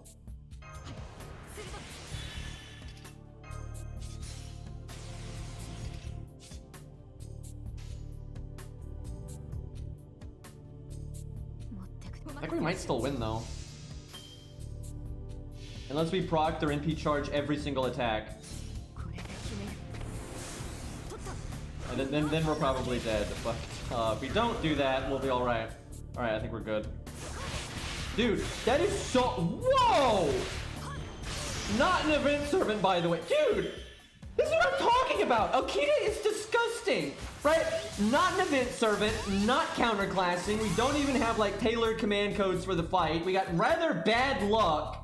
And we won anyway. Like, what the fuck was that? Like, she literally popped the guts there. Like, oh, okay. Good lord. Like, I'm always saying, like, Okita is one of the best savers in the game, and I'm not kidding. Like, holy shit, that's disgusting.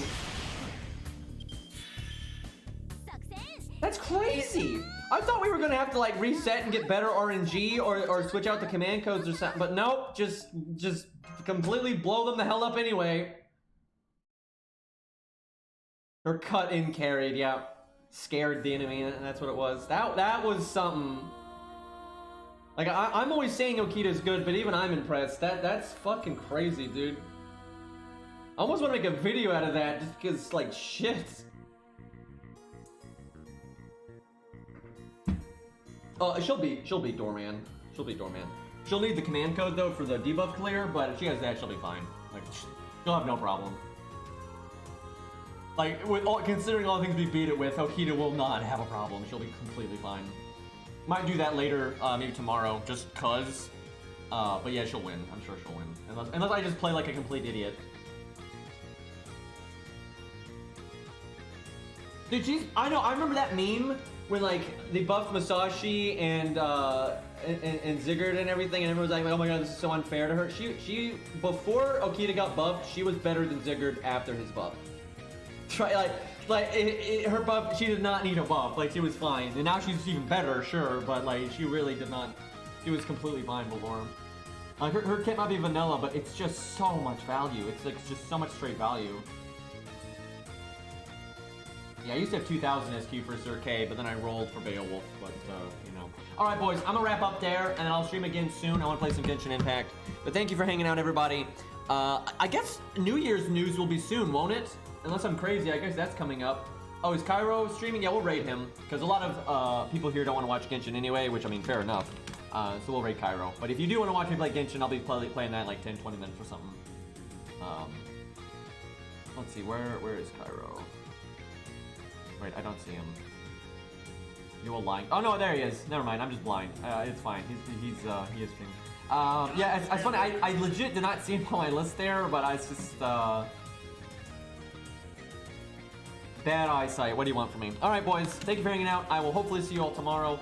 Although I might do some video editing tomorrow, so maybe no stream tomorrow. We'll see. Maybe I can fit in both. Hopefully I can. But yep. Peace.